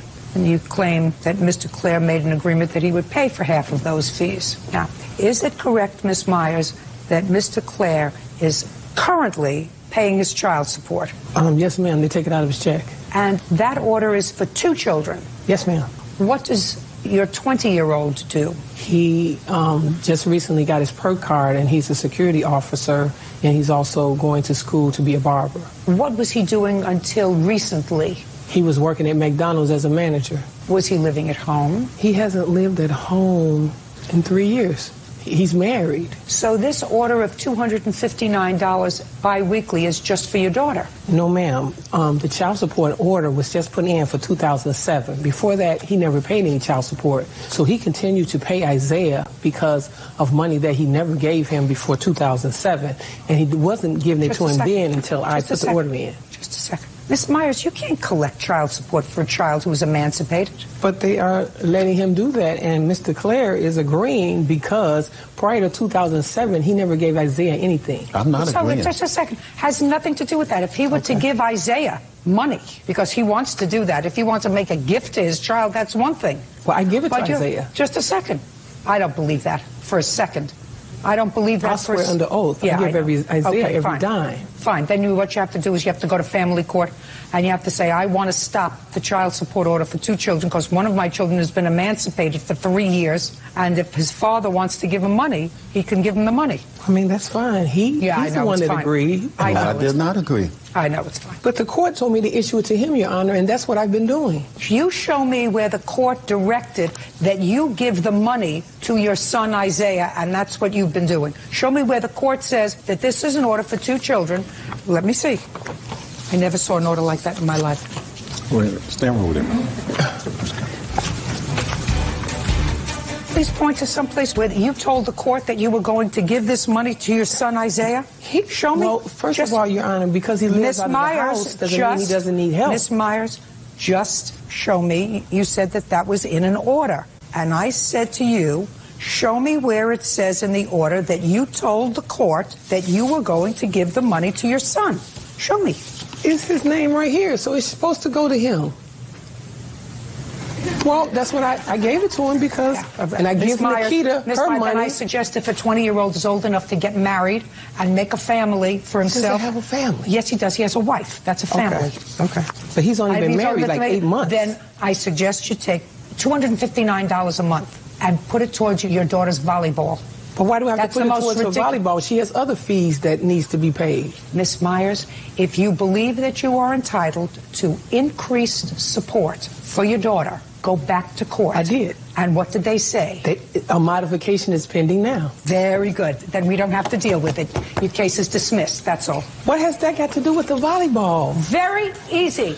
If you believe that volleyball is necessary for your 16-year-old daughter, then the court will entertain that application. The court, not this court, the support court. This has nothing to do with supporting her. This is her volleyball. Oh, yes, it does. You say it does not.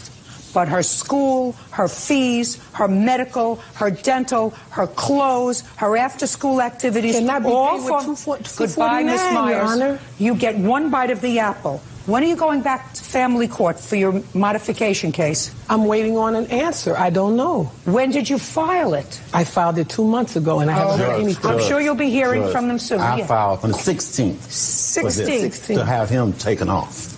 Great. And then, sir, you'll have some extra money, and then if you want to help out with the volleyball, you can give it directly to your daughter for her volleyball fees. Do you understand? I understand, Judge. So if you filed for a modification, because that's why she's here, to have the child support cut, and if you are successful, and you might be, I suggest that as a good father, what you might want to do is help her out with her volleyball fees. I will. Do you understand? But what about the last 3 years? One on the calendar in the matter of Crum versus Napier. Parties have been sworn in, Judge. You may be seated. Ladies, have seats. Is this your mother? Yes. What's your first name? My first name, Angela. Let me see if I understand the relationships here. Miss Crum, you belong to a dart league. You were playing darts at a sports bar. Yes. On your team was Mrs. Napier's boyfriend. He's the dart captain. He's the captain? Yes. So far correct? Yes. Now, according to you, this young lady, Angela, assaulted you and you were injured at the sports bar where you were competing in a dart contest. Yes. Along with Mrs. Napier's boyfriend. Correct. Angela said that she didn't lay a hand on you. But she does say that there was certain interaction with you on that evening. What was the date? November 11th, 2002. So I am going to start with Angela because I was really interested in her answer. What time, Angela, did you and your mother get to the sports bar? It was probably around 6 or 7. And you got there, I assume, to watch the boyfriend in the dart game. Is that right? Yeah. And what is his name? Rob. Does he live with your mother? Yes. Do you live with your mother? Yes. So I want you to tell me what you saw happen with Miss Crum that irritated you. Okay. We were there, we were all having a good time, and she had been all over basically every man in the bar that night. What does that mean, all over? Like hugging, kissing, dancing. She had her hands all over. Hugging, kissing, dancing, her arm draped over them, around their waist, that sort of Exactly. thing. And that irritated you? No, that didn't irritate me. Must have been memorable for you because you remember it. Oh, yeah, I remember it. Go ahead. And then as she started doing the same thing with my mother's boyfriend, that started to irritate me and irritated my mother, of course. Now, tell me exactly what you saw her do to Rob. Okay, he was sitting at the table by my mother, and she walked up behind him and put her arms around him and kissed him on the cheek. Around his neck? Yeah, around his neck. He was sitting. And what did he do? He just looked at my mom like, what should I do? He didn't say or do anything, No. really. He looked at your mother. Show me the expression on his face. Gosh, it was just like Okay. big-eyed, you know, like, I don't know what to do. So she put her arms around his neck and kissed him on the cheek from behind. Right. Next. And my mom got upset, told her to get her hepatitis C hands off of him. That was a dumb thing for you to do, madam. This Rob doesn't have a voice? He's a mute? No. And why did you open up your mouth to her? Stand up. Oh. Why did you open up your mouth? Because I seen her in the bar many times and ignored her. Got along with her fine, you know, because she wasn't dealing with us. I'm not talking about many times. And why did I say Before, that? I'm talking about she comes up to your boyfriend. She puts her arms around his neck. She's not doing it so that you can't see it. You know, maybe she had a couple, 2 drinks. She got the story a little wrong. She did do it where I was in the bathroom. No, at the listen to time. me. Your daughter says that you were sitting right there and that Rob turned around and looked at you with big eyes like, what do I do? Right. So you're telling me that your daughter was mistaken? She is mistaken. Your daughter now is mistaken about a very Because big he did event. that when I came back and told her that. That's when She had kept doing it through the night over and over again. Just a minute. Don't change your story. So you turned around and you said to her, get your hepatitis C hands off my boyfriend. And the reason I said that was because I know she was with somebody that had that disease. Well, that was a stupid Well, thing it for wasn't you very to nice, say. and I'm not saying it was nice. It was I a don't- stupid thing but- for you to say. Very dumb. Now you can sit down. Okay. Till I need you again. So now your mother opens up a big fresh mouth. And what do? Be very careful because I've got your answer that's sworn to right here. Well, basically, at that point, we didn't do anything. I went up to her after she had walked away and No. everything. According to you, you said, hey, you've got all these guys in here buying you drinks and you're kissing them. Do you think she wants you hanging on her boyfriend? Yeah, but... Did you forget that? No, I said that. I said that okay. to her. So after It your was mother after she opened had up a walked big... away. Just a second. After your mother opened up a stupid fresh mouth, then you decided to finish it off. Yes. Then what happened next? We went back to having a good time. Everything seemed to be fine. And then she started making gestures and giving us the finger. So then I started walking towards her. She was yelling What were you walking obscenities. towards her for? Because I was going to confront her and Confront her about what? She seemed like she had some issues with me, so I was Of walking course she had over issues with you, madam. You opened up a fresh mouth to her for no reason. Well, that's why I walked over there. You went over to confront her. To confront her, yes. Now I'll hear you. I was putting my darts away. I did not realize that there was a problem, if you will, with myself. I was basically hit like a freight train. I went flying into the tables, I fell onto the floor, and I was being hit. And then the next thing you know, I was being picked up and escorted out the bar for my safety. How do you know it was the defendant who was hitting you? I don't know that the defendant was hitting me. I was hit. Do you have any witnesses? Absolutely. Then I'll hear the witness. Tell me your name. Betty Jeter. Are you on the dart team? Yes, I am. I want you to tell me what you saw. I was standing on the opposite side of the table. There was Andrea. There wasn't another girl that is not here standing next to her. We were putting our darts away, and then I saw Angela coming toward Andy, and she came around the other girl. I seen her hand go around the other girl. Next thing you know, they were down on the floor. Tables had flying. Who's they were down on the floor? Judy, Andy, and Angela. Who's Judy? She's one of the girls that's not here. Did you see Judy have any issues with this? No, Judy lady? didn't have any issues with her. Did you see her strike anybody? It would have been around Judy, and I didn't see where the hand landed. Now I'll come back to you. Okay, Look at me. It was now you're sort of- walking over to confront her. Yes. So I get over there, and before I could even get over there, Judy and her fell on the ground. No, look at me. Now you're closing your eyes. She and Judy, who had not had any issues. No, because she didn't realize it was Judy. She had her eyes shut. Just a second. She didn't have any issues with Judy. No. So she and Judy just somehow ended up on the ground. And then you ended up on the ground? No, I was over there, and me and her were arguing back and forth. Oh, you didn't say that here, honey. You didn't say that in your answer. I didn't hear anything about arguing back and forth. What were you arguing? Well, we were arguing the whole time when she was flipping me off, and, you know. I didn't hear yelling. that. So how are you arguing? Tell me how you were arguing. She's flipping you off, and you're doing what?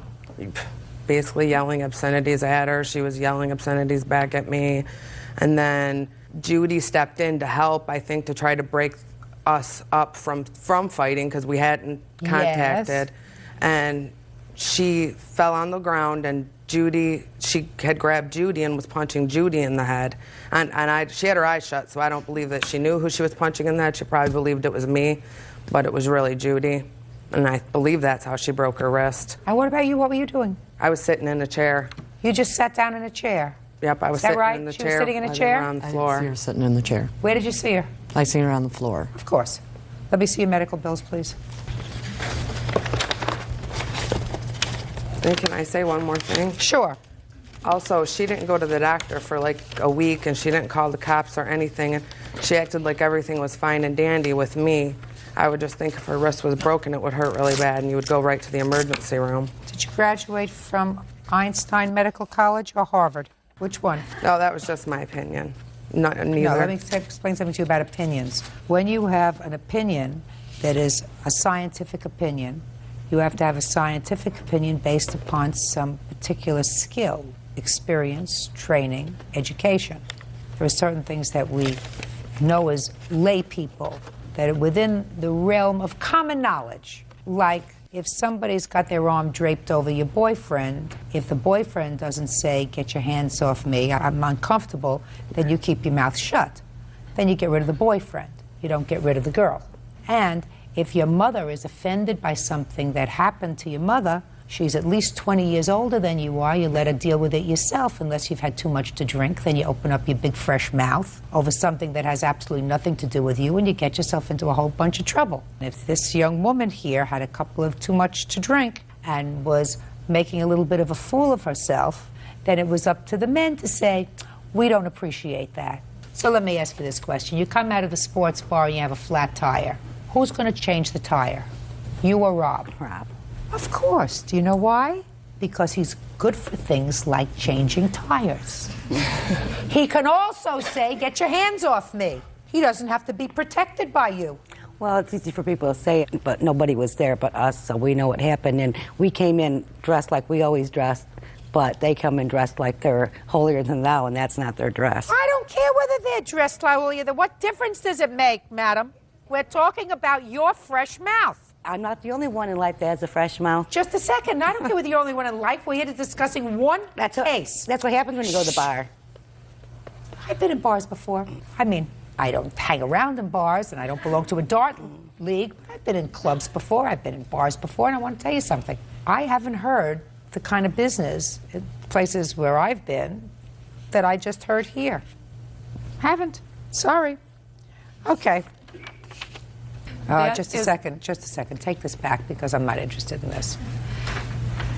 That is the cost of the, I was told that I need to, my hand is still broke, I need to go to the occupational therapy. This is, since I have not attended. You have several choices.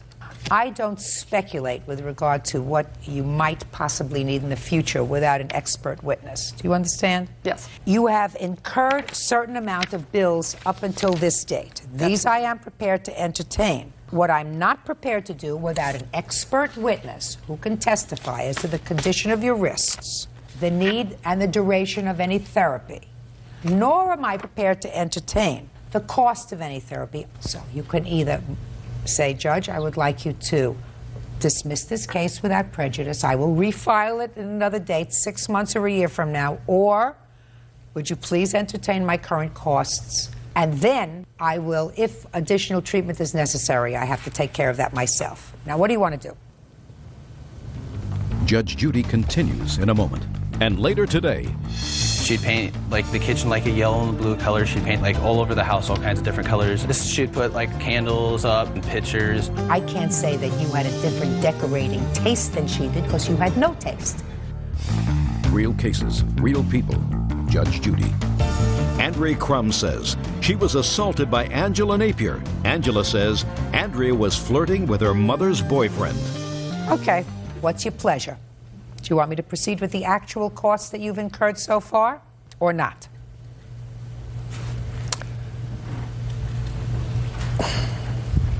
No. No what? Dismiss the case. It's done. Case is dismissed without prejudice. Goodbye. Parties are excused. You may step out. Jealous you'll get to nowhere. It's a small town, and she's known as the town whore. I don't want anything to do with her, man. I actually have my own. Pretty much every woman in Sheboygan has given me a thumbs up. It never stops there. It's like Peyton Place. And now the next case. All parties in the matter of Kruger versus Estes. Step forward, please. 21-year-old student Abby Kruger is suing her former roommate, 19-year-old bartender Michael Estes, for unpaid rent. Michael says he stopped paying because he didn't like her taste in decorating. Miss Kruger, your family owns a house. Mm-hmm. And you are in charge of renting the rooms in that house. It's a college community? Right. You rented a room to the defendant, and it is your claim that he owes you for 2 months' rent, $600. Now, I've read Mr. Estes's answer, and he acknowledges that he didn't pay the rent, right? Right. He says he didn't like your decorating. And he told you that if you continued to paint the house in colors he didn't like, he wasn't going to pay the rent. Isn't that what you told me in here? I just wanted to make sure that that's what you said. Yeah. She didn't let me have a say in anything in the house at all. Since when are men in charge of decorating? Since when are men in charge of decorating? You can decorate your closet, that's it. And that's if it's your house. If it's not your house, you can even decorate your closet. Mr. Estes, how old are you, sir? 19. You go to college? No, I took a semester off. Are you planning on going back to school? Yes. What do you want to be when you grow up? A police officer. That's a legitimate career. I'm curious because I thought perhaps you wanted to go into interior design. No. Clearly not.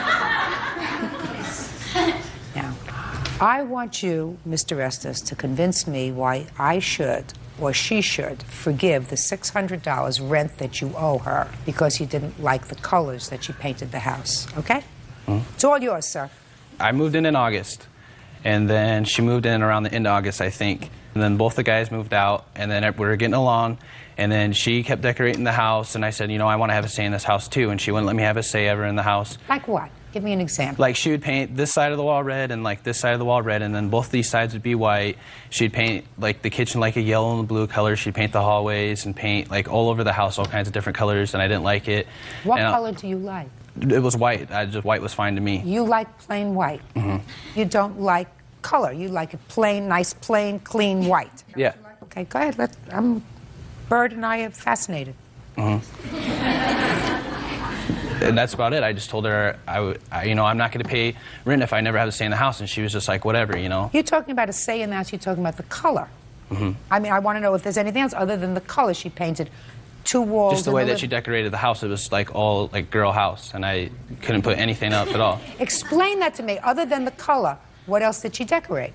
Just she'd put like candles up and all these weird lamps and pictures. It was just Pictures or pictures? pictures. Pictures that you pour from or pictures on the wall? Pictures on the wall. Pictures.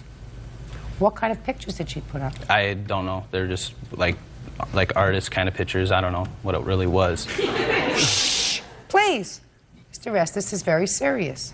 Who are you? I'm his girlfriend. Please don't move. I didn't ask you to stand up. I just wanted to know whether you were just fixing your hair or raising your hand. I just have something to say. Either way, stop it. Judge Judy continues in a moment. Mr. Estes, your defense is the most ridiculous defense that I've heard in a very long time. Most ridiculous. If you want white walls, you take an apartment where you live all by yourself with your girlfriend, and you have white walls. This is not your house. You are merely a boarder in one room. It was her house. You have a room. You are entitled to decorate your room. If you and this girlfriend of yours get together and get married, I guarantee you're going to have more than white walls. And you know what you're going to say when she comes home and she's painted the hallway yellow? You know what you're going to say? Yes, dear.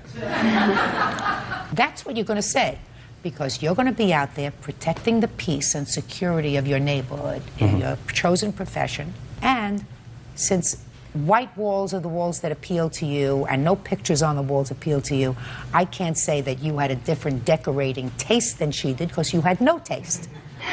So you pay her the $600. Mr. Estes, you're supposed to do the right thing. You want to be a police officer? Police officers have good character. They have a good moral compass. They know right from wrong.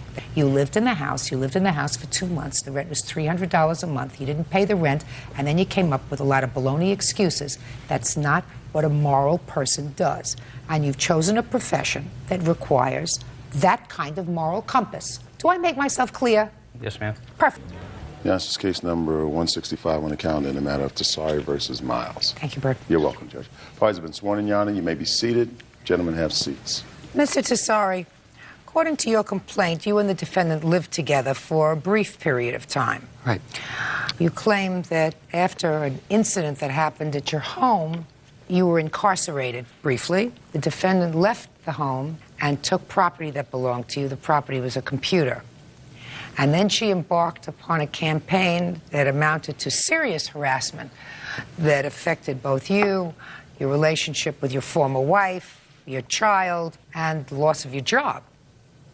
So you are suing her for both the return of this computer and the harassment. That's correct. And the defendant says she has no clue what you're talking about with regard to the computer, and as far as the harassment is concerned, all she did was tell the truth. Right? Yes, ma'am. Okay. When did you start to live together?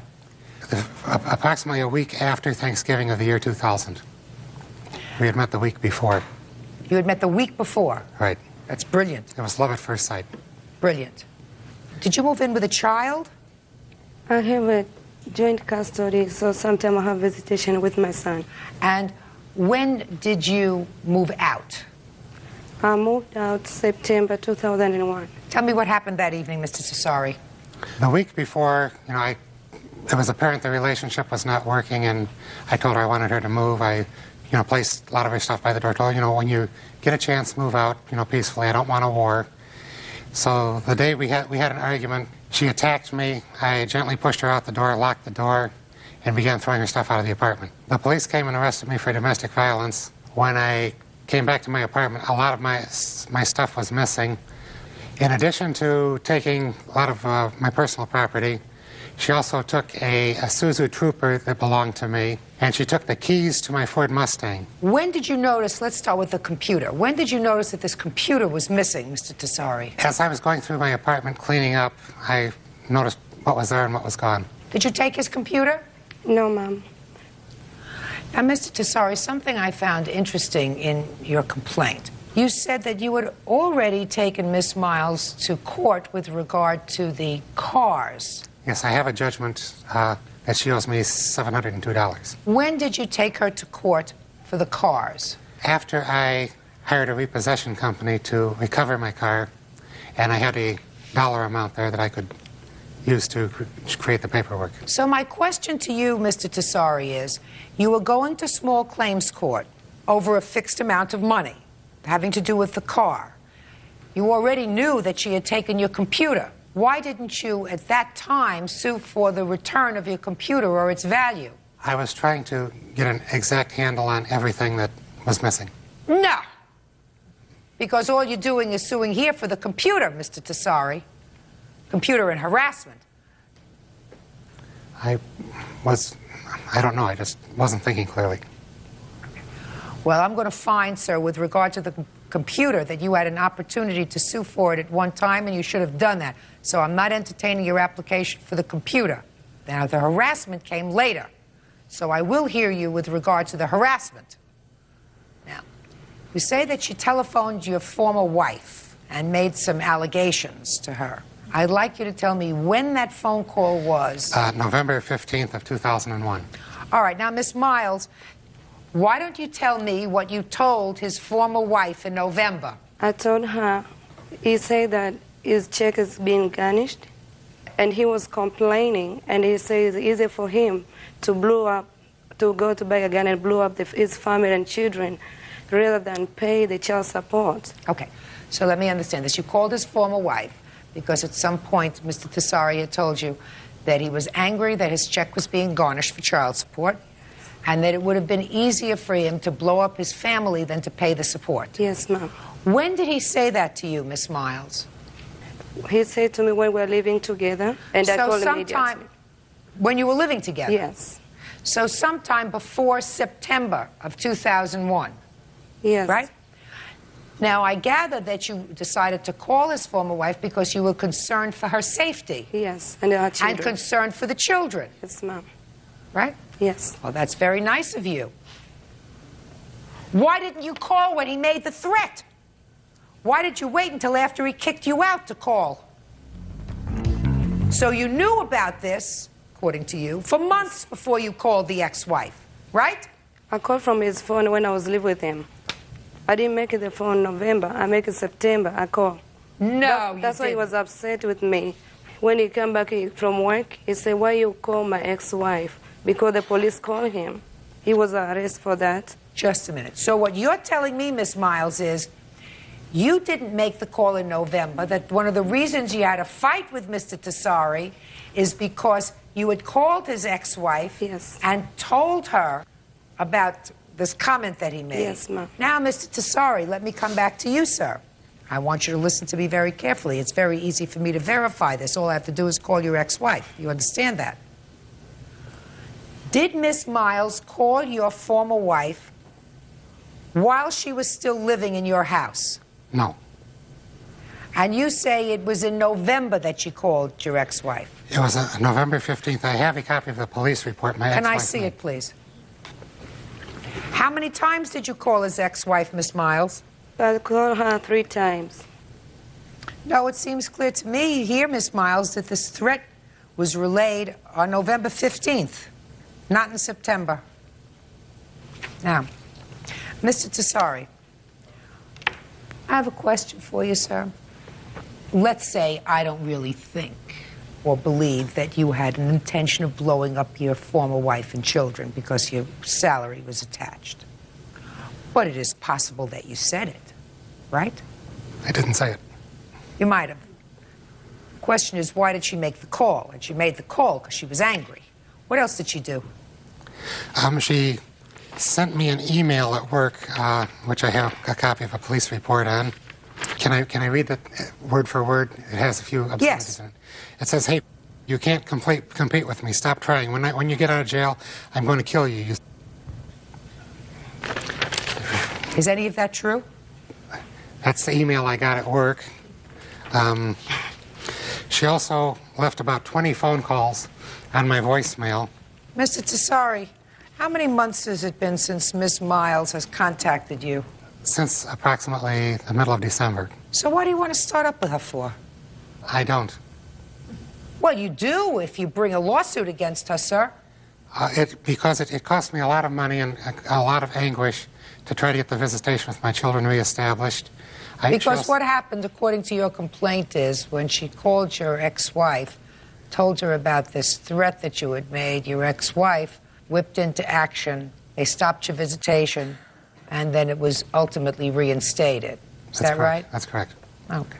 How old are your children? My children are 14 and 12. Have you had continuous visitation with them since the divorce? On and off. My ex-wife has always created issues with that. Well, have any of the issues been with regard to any allegations of abuse or neglect with regard to you? They have, but they were untrue. Judge Judy continues in a moment. And later today, you said if you take them to the vet because they had blood in their stool, I will pay the bill. Casper had diarrhea because of all the stress. Give me a break. real cases, real people. Judge Judy. Larry Tessari says ex-girlfriend Martha Miles falsely accused him of making terrorist threats against his ex-wife. Larry says the allegations caused him to lose his job as well as his child visitation. You claim that Miss Miles is a vindictive nut. Is that right? That's correct. But this vindictive nut has left you alone for at least 6, 7, 8 months, right? Right. So it would be a wise man who would say, let it rest, right? Especially since you know, Mr. Tessari, that you have a judgment against her that she hasn't paid yet, right? You have a judgment for a car that she hasn't paid. So you think you're going to get more from her on a second lawsuit, especially when she's been quiet? Does that sound smart? No. I mean, I'm not going to ask you to answer that. I'll ask Bert. Does that sound smart to you? Doesn't sound smart to me. Doesn't sound smart to me either. Mr. Tessari, she doesn't have your computer. Even if she had your computer, you had the ability to sue for that when you sued for the car, so that part of your claim is dismissed. With regard to the harassment, I find that there is insufficient evidence to establish that she told your wife an untruth when she said that you even casually, put your hand down, Mr. Tessari, even casually said to her, it would be easier, rather than paying this child support, I could blow them all up.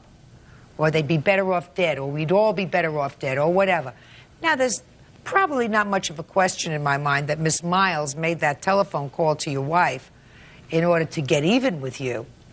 That's true. But I believe that there is a possibility that you said it even though you didn't mean it. And relaying information that she heard is not harassment. In any event, I think that you should be very wise, sir. If she hasn't bothered you in 6, 7, 8 months, let it rest. Your case is dismissed. Parties are excused. You may step out. You know, she did disrupt my visitation with my kids, and I feel that she should be punished for that in some way or another. I left him to babysit my son. He taped my son's mouth and nose, and then that's what he went to jail for. Her son was crying and angry, and she told me, you know, put some tape over his mouth to make him shut up. There is a restraining order already in place. A lot of her child rearing practices are things that they do in Africa that I guess we don't do here. He tried to get back with me, and I don't want him no more. And now the next case. Parties on Vanetta versus Gervitz. Step forward, please. Bar manager Linda Van Natta is suing her former friend, cashier Marion Gervitz, for vet bills. Marion is countersuing, also for vet bills. Miss Vanetta, I'm going to very succinctly give you a short scenario of the complaint that I read, yours.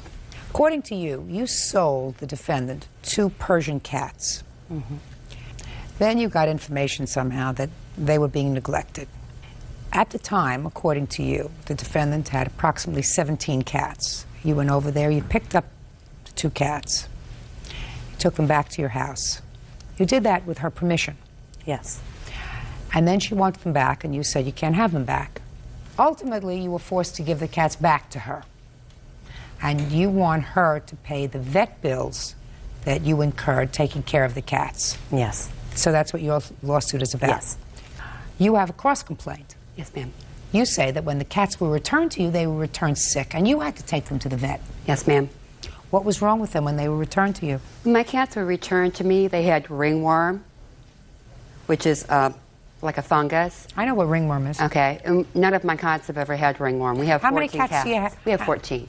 Are you telling me you had 14 cats and none of your cats have ever had ringworm? No, ma'am.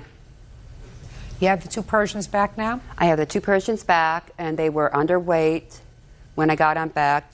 Oh, I'd like to see the vet report. Yes, ma'am. Indicating. I also have a letter where Linda sent to my husband accusing me of having extramarital affairs.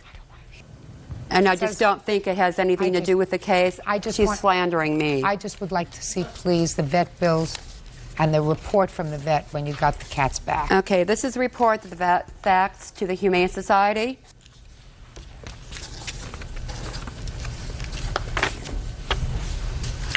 When were the cats returned to her? November. November what? Around the 15th, I believe. November 15th? I believe so.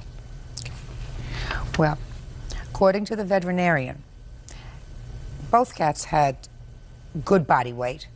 Both cats had ringworm lesion. One cat had an ear infection, one cat had a right eye infection.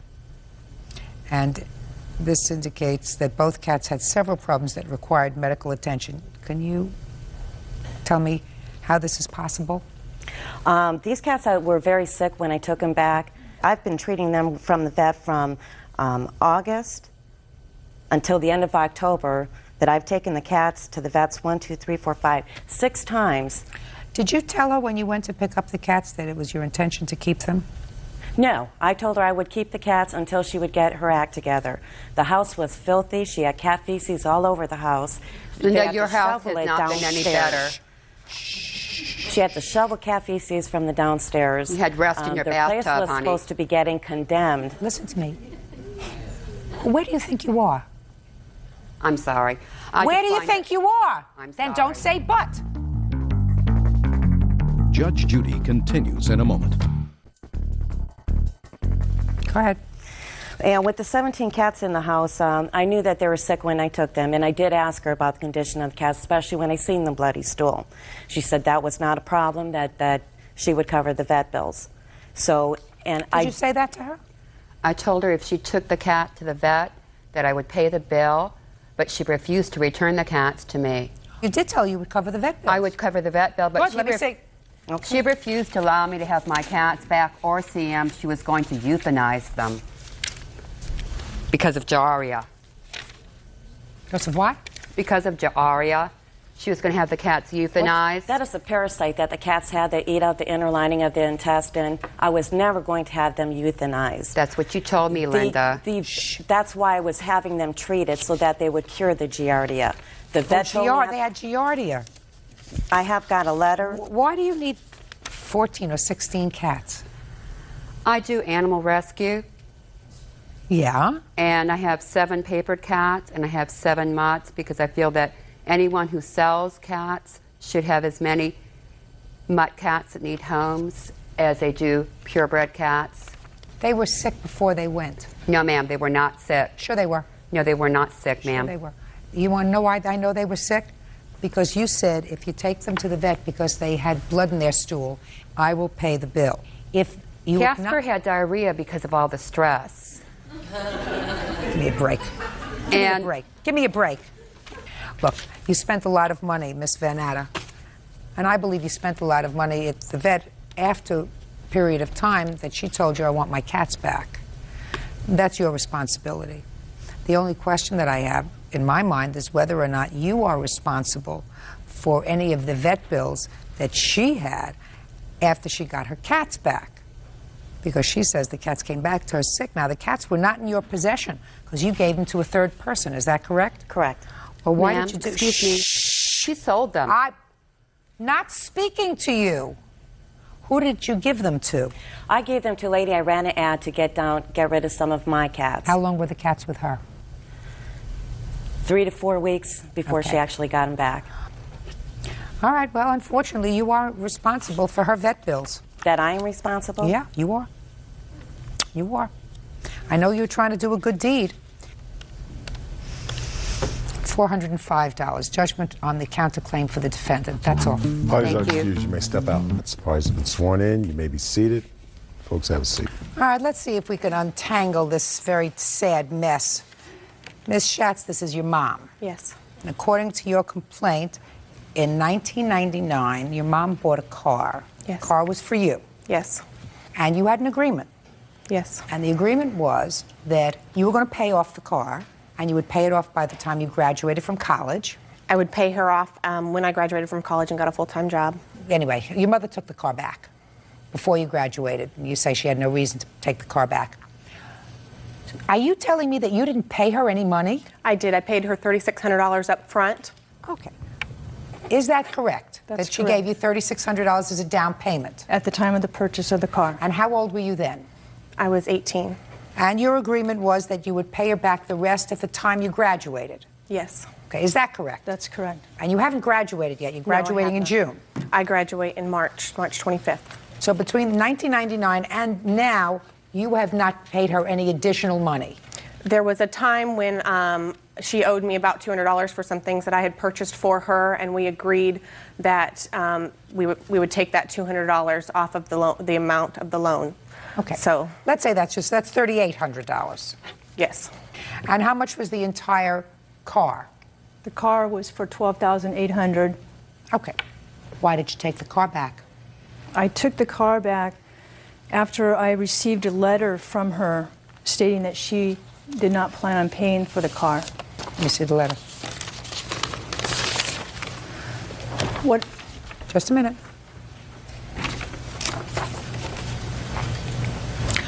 Well, first of all, this letter says, in response, Annette, that's your mother. Yes. I assume you don't have a good relationship with her? Not at all. And haven't for a long time? Since I moved out in January of 2002. What happened in January of 2002? I was living at home and going to school, and we got... So up until then, you had a good relationship? Fairly good. Yes. Good. What happened in January? We got an argument, and I was asked to move out because we weren't getting along, because neither of us were happy with the situation. Okay. Can I make a comment on that? Yes. I don't really consider that an argument. What happened, Your Honor, is I basically went grocery shopping, and I apparently didn't buy the cereal that Laura wanted. And she got upset, and my comment to her was, this is crazy, being upset over something like this, and if you're going to stay here and live here, you need to go to counseling. And her answer goes, well, then I won't be here. I'll move out. Well, there must have been something else going on. Yes. What else was going on? There was a lot of physical and mental abuse that I had been enduring since as far back as I can remember, and it had nothing to do with the cereal at all. All right, I'm sure it had nothing to do with the cereal. That doesn't make sense. That may have been the catalyst. Yeah. Right. But it had nothing to do with cereal. But this letter says that this is in response to a letter I received from you dated January 15th. So I'd like to see that letter dated January 15th.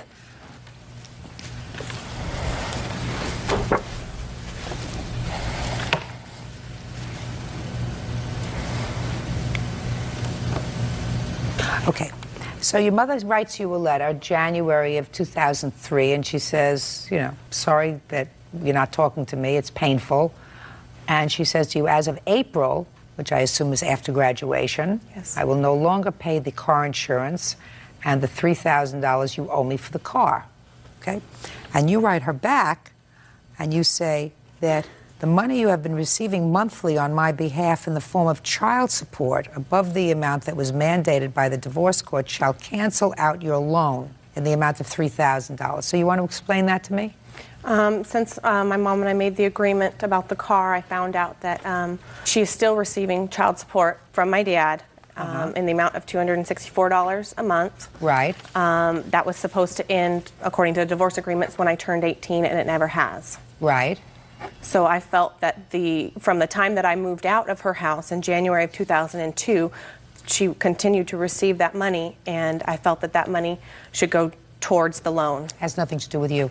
That's between your mother and your father. I felt that that money should go towards supporting me. That has nothing to do with you. That has to do with your mother and your father. If their judgment of divorce provides that support shall terminate on your reaching 18, and if money is still either deducted from his check or he continues to pay her, that's between the two of them. You can't decide that you want that money to be allocated to your car.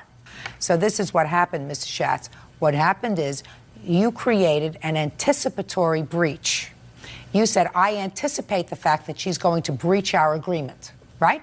Based upon these letters. Right. Well, I also... So that I am taking your name off the title to the car, and I'm taking back the car, rather than responding to this and saying, no, no, no, you owe me $3,000, and you have to pay it. The money that was paid by your father was an agreement that we had. He paid $264 a month for your support. Is that what your father paid all along? All along.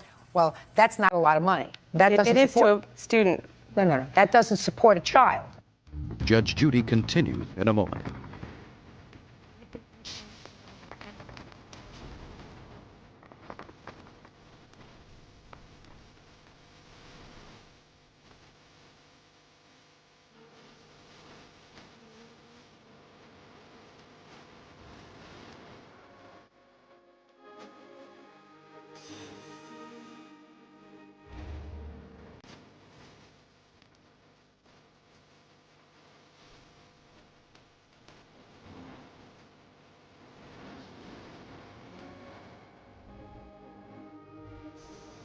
Right.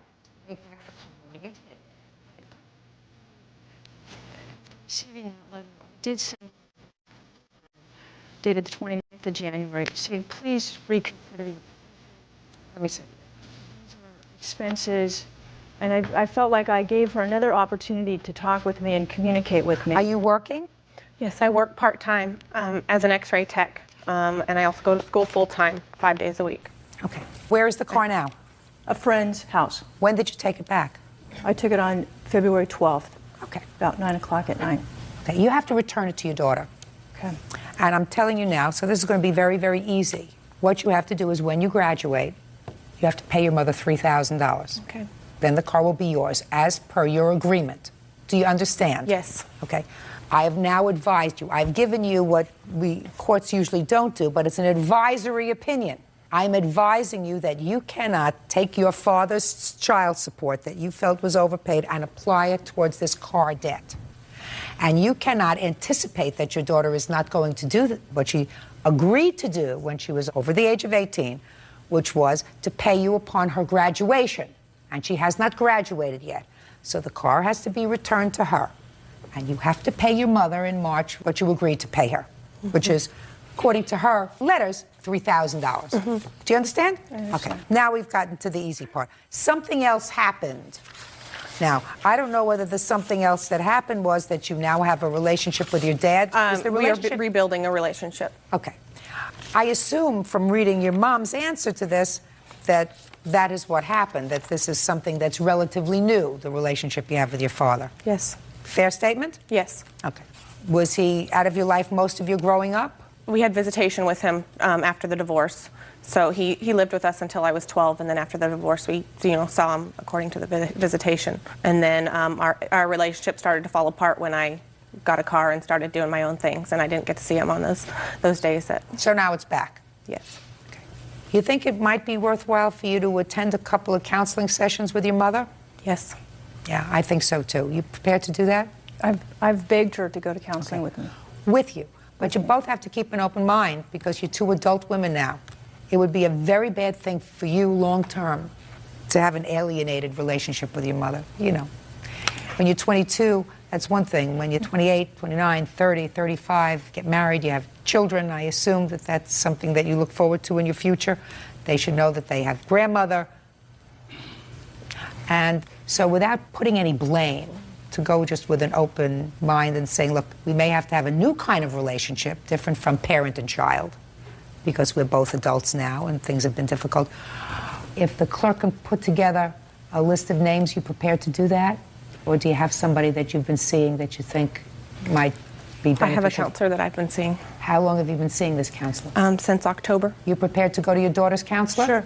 Not a problem. Okay. Okay? Yep. Give it a shot. You get your car back within 5 days. Thank you. Okay? Good. Thank you. I was excused. You may step out.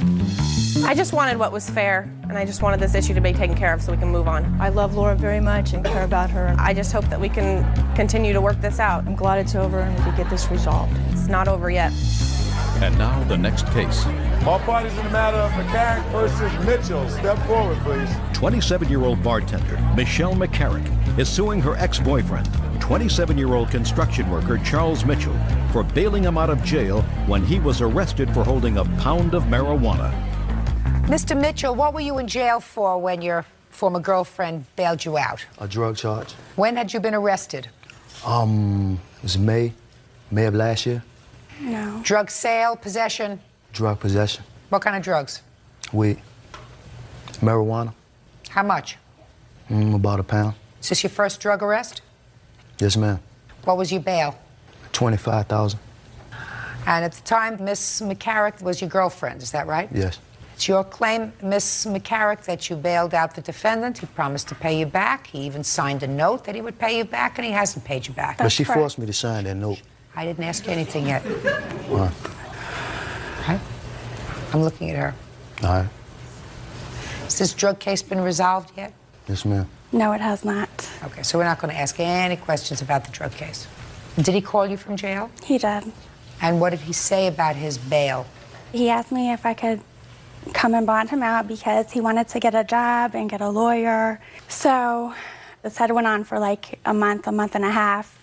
Finally, I decided that I had an African gray parrot, and I had somebody who was interested in buying it. So with him promising that he would pay me back, because really she didn't want to buy it. She was going to, you know, just pretty much give me the money. She would hold on to the bird and I would pay her back.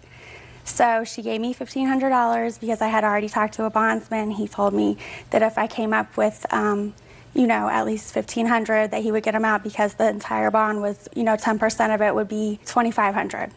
So if I came up with 15 and paid the rest, then he would go and get him. So I gave her the bird, and she gave me the money, and I went down and I got him.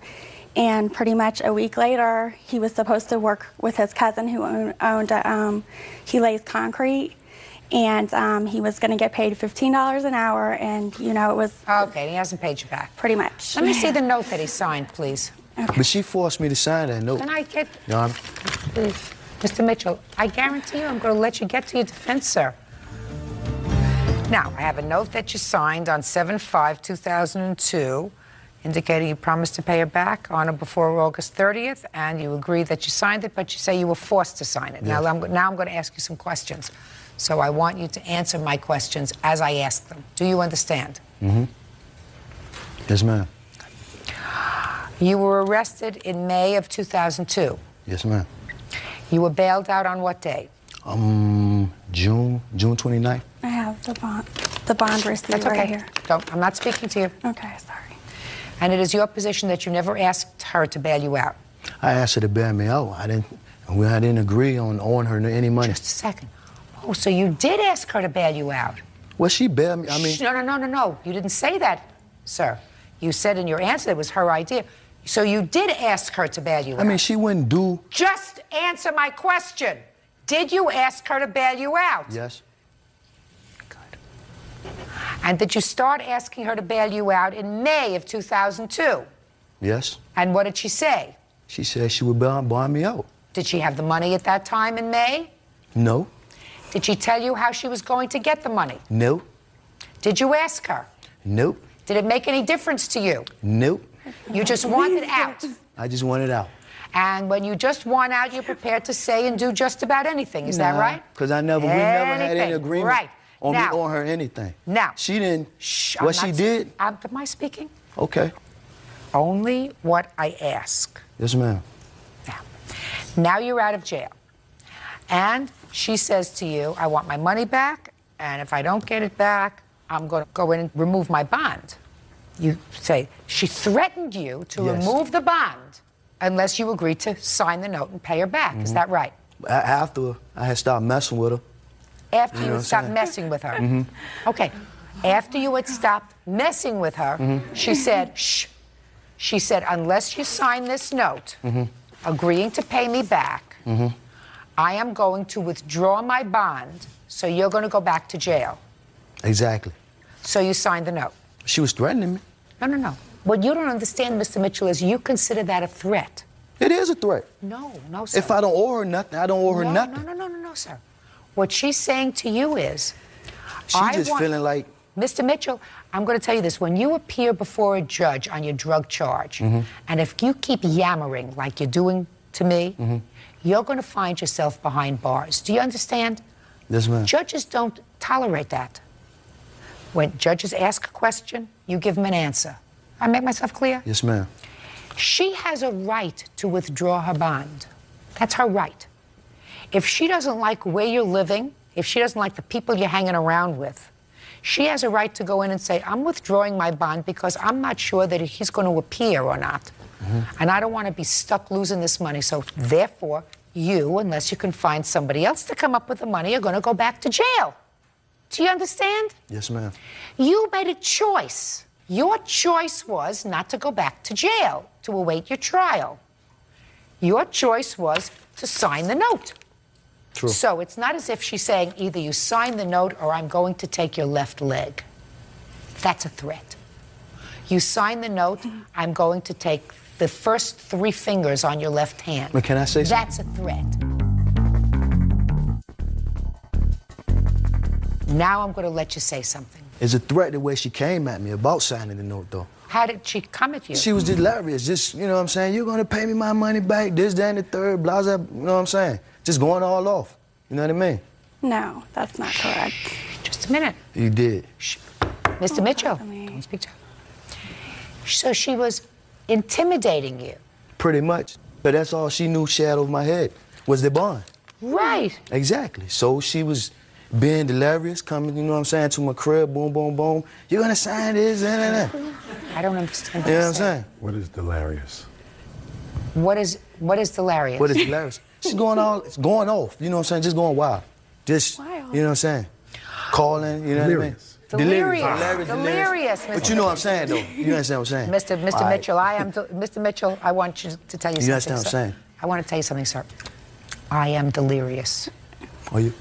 You're making me delirious. Oh, I'm sorry. Pay the money. You got to pay the money. Shh. I didn't ask you for anything. Okay, sorry. And you're not losing. So why don't you be quiet? Okay. Good. You had a choice. Your choice was to sign the note, which means you owed her the money, or go back to jail. You chose to owe her the money rather than go back to jail. Those were your choices. Ashbarger versus Hubbard. Parties have been sworn in, Judge. You may be seated. Ma'am, have a seat, please. You are the plaintiff's current wife, is that Yes. right? I'd like you to have a seat, please. Mr. Hashbarger, you and the defendant were married. Yes. You have one child together. Yes. How old is that child? He is now 2. He's 2. Yes. When you were married, you were living in the state of Ohio? Yes. Is that correct? Yes. How long did you live in Ohio? 8 months. Where were you married? In what state? We got married in Alabama. Is that where your family is from? Yes, ma'am. And how long did you stay married? It was about a year and a half, maybe. And when you separated, you were still living in Ohio, is that right? Right. Yes. The thrust of this lawsuit is that you want the defendant to reimburse you for travel expenses that you incurred when you traveled from Ohio to Alabama to see your son, and she refused to let you see him pursuant to an agreement that you had. Is that right? Yeah. Yes, it is. So I have a few questions. Can I see your judgment of divorce? Who has a copy of it? No, we don't have that. She must have a copy. We don't have it? Not in there. Just the custody order. All right. I have a custody order. Do you have the custody Yeah. order from where? Ohio. I'd like to see the custody order from Ohio. And does that outline visitation as well? I do have the visitation, guidelines of the visitations in it. And I'd like to see that. transportation. Visitation and transportation. I'll take a look at both of their documents.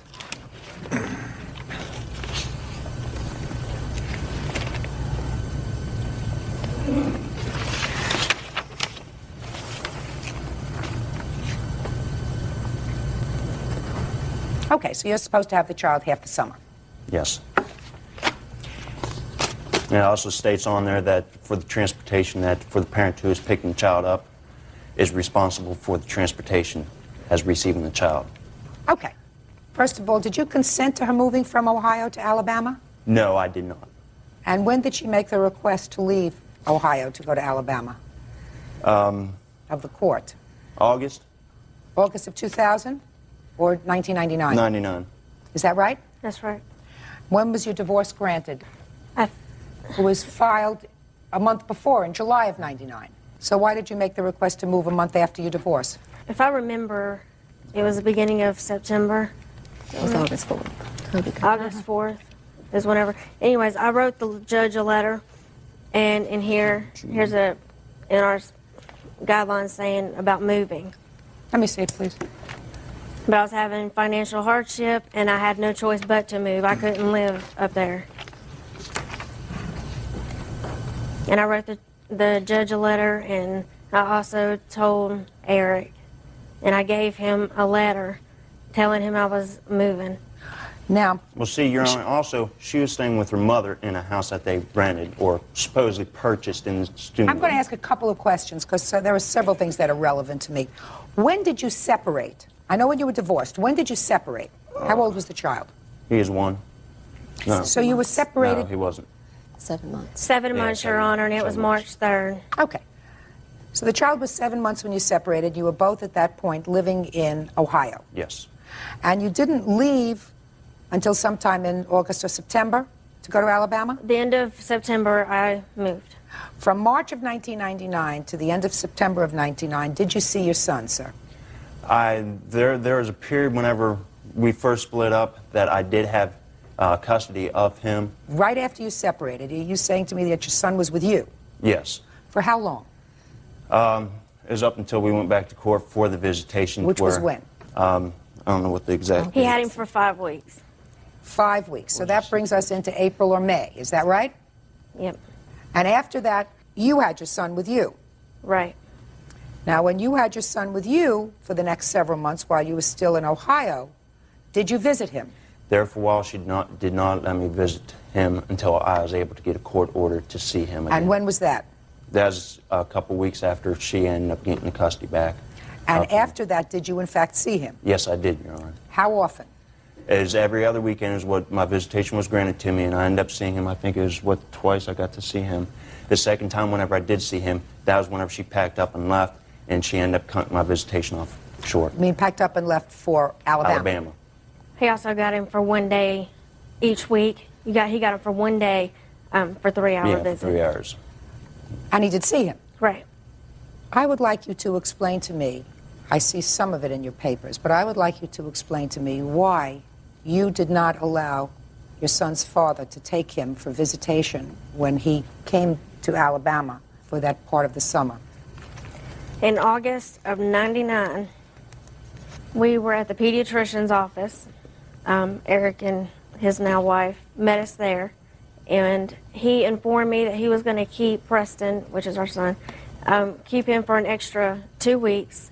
But in the guidelines, it says you can have 2 weeks uninterrupted visitation if you go out of town, and that goes into your 5 weeks of your summer. So he's telling me that he was going to get 2 weeks. I called the sheriff's department, and they What'd you told do me that for? Because Eric wouldn't give me my child, and I was supposed to have him. I had to go and get Preston back. So I called the sheriff's department and asked them, what do I do, because I'm supposed to have him back in my arms, and Eric wouldn't give him back. Real cases, real people. Judge Judy. Eric Hashbarger says his ex-wife, Teresa Hubbard, owes him for travel expenses, attorney's fees, and lost wages. Eric claims after traveling from Ohio to Alabama, Teresa wouldn't allow him to see his son. Go ahead. I called the sheriff's department, and they told me, they said the only thing that you can do, because we can't enforce anything if the other parent doesn't want to give it up. How long had he had him at that point? He was on his 5 weeks vacation, and it was at the end of it. It was towards the end of his... No, 6 weeks, wasn't it? Let's say he had him for between 5 and 6 weeks. So your son was with his father for 5 or 6 weeks. Right. Is that right? And he said he wanted to keep him for another 2 weeks. Right. Okay, did he say why? Well, yeah, because in the guidelines, he kept saying that he got an extra 2 weeks when he didn't. Just a minute. Did he say he wanted to take him someplace, or he just wanted to keep him for... He wasn't leaving town or nothing. He was just going to stay home. Because his interpretation of the guidelines was that he had him for an extra 2 weeks? Right. Well, there was things that I was doing with my son, Your Honor. Okay, but he said to you, my interpretation of the guidelines is that I have an extra 2 weeks. Is that what he said to you? Yeah. Okay, that's one reason. What's the next reason you didn't allow him to take the child? And in November, it was a good faith, because when you move, it said in the guidelines, and I was already moved, that it was a good faith. You say it was a good faith. That's what it says on that paper I gave you. Listen to me. You moved to Alabama, and according to your answer, you say that the second reason you didn't want him to have visitation was because he tried to prevent you from moving from Ohio to Alabama. That's what you say. And he wanted to prevent you from doing that through using the courts. Is that right? I assume that he filed papers and said, I don't want you to move. Right. He has every right. Just a minute. Shh. He has every right to do that. Right. He has every right to say, I don't want you to take my child out of state so that I can't see him regularly, which is why I asked you certain questions before, madam. I said to you, when you were finally awarded custody, I wanted to know whether he was one of those parents that didn't see their child at all, but you even volunteered that he got to see him even during the week. And he did exercise that visitation during the week. No, and he did. I'm not speaking to you. Do you think that, I mean, if you're not losing, you're supposed to keep your mouth shut. Right? Yes. I mean, I read your papers. I'm quite frankly appalled. I'm appalled that you did not let that little boy go with his father for a vacation, to spend time with him. Here you move. He exercises his rights, goes to court and says, I don't want my child to move. We're living in Ohio. Ohio has jurisdiction up until that point. Ohio has jurisdiction. Ohio made the order. I see my child pursuant to that order, and I don't want him to move. Child has two parents. I don't know what reason the court had to say to you, okay, move. And I can't go into that. Court gave you permission to move. Then you're supposed to do whatever is necessary to ensure that your child gets to see his father from whom you took him. You took him out of state. That's what you're supposed to do as a responsible parent. And not be angry that he got married again and then went and had another child and say, forget it. I'm not going to let him, I'm going to make it difficult. That's outrageous. Don't you think that that's outrageous? To a point, but in December, he got him for Christmas, and then in January, he told me he was going to come to Alabama, pick up our child, and also bring him home. Well, he waits to the last minute. He told me in an email, and I have that on paper, and he also told me on the phone that he was not going to bring him home, that it was my responsibility to come and get him, when he already agreed to bring him home. Let me see it in the email.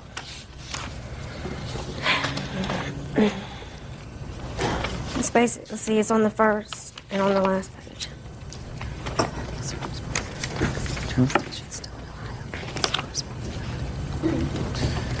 See, on the... Shh, I'm reading.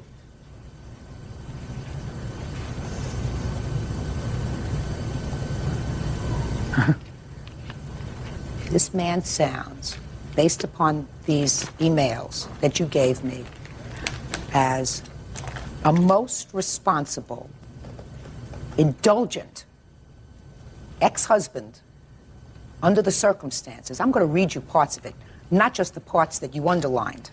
I also wanted to know if you are willing to give me extra visitation at Christmas time.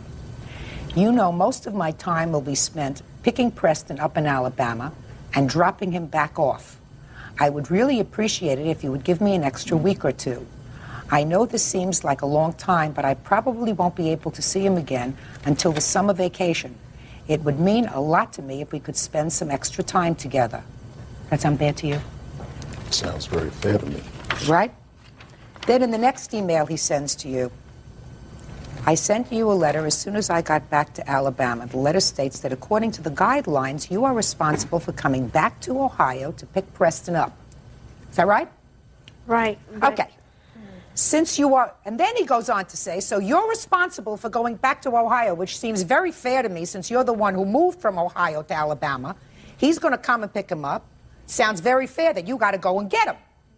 But then he goes even further, and he says, since you are willing to let us keep Preston for extra visitation, I am willing to meet you halfway for you to pick him up at the end of visitation, and I'm willing to do this as a courtesy. So because you said okay, that he could spend a little more time with him, he said, I'm going to be a nice guy.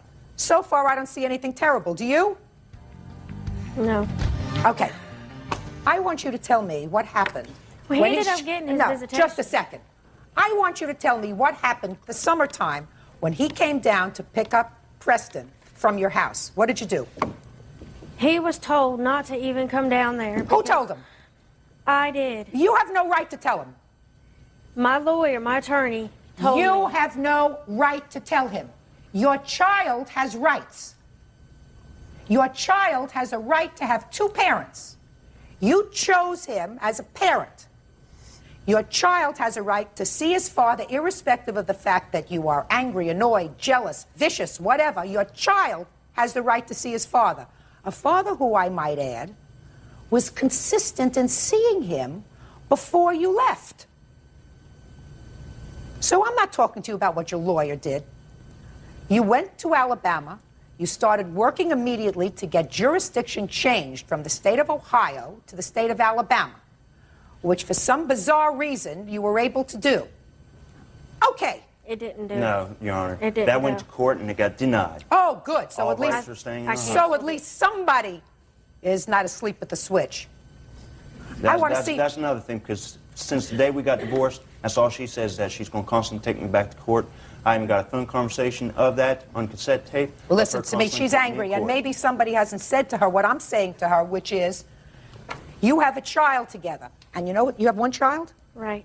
Your child is going to grow up hating you. When he grows up and he's 8, 9, 10, 11, 12, 13, 14 years old, and he understands that you have impeded his father's right. I have given... No, you have not. I have given him extra visitation. Ask him. Just a second. Did you give him visitation during the summer?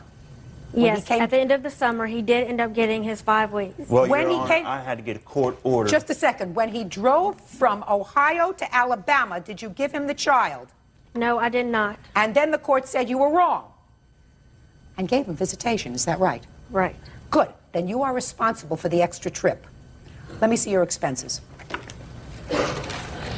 Courts should not have to get involved with this. This one here? You're supposed to be a good mother, and a good mother ensures that her child... I am a good mother. No, you are not.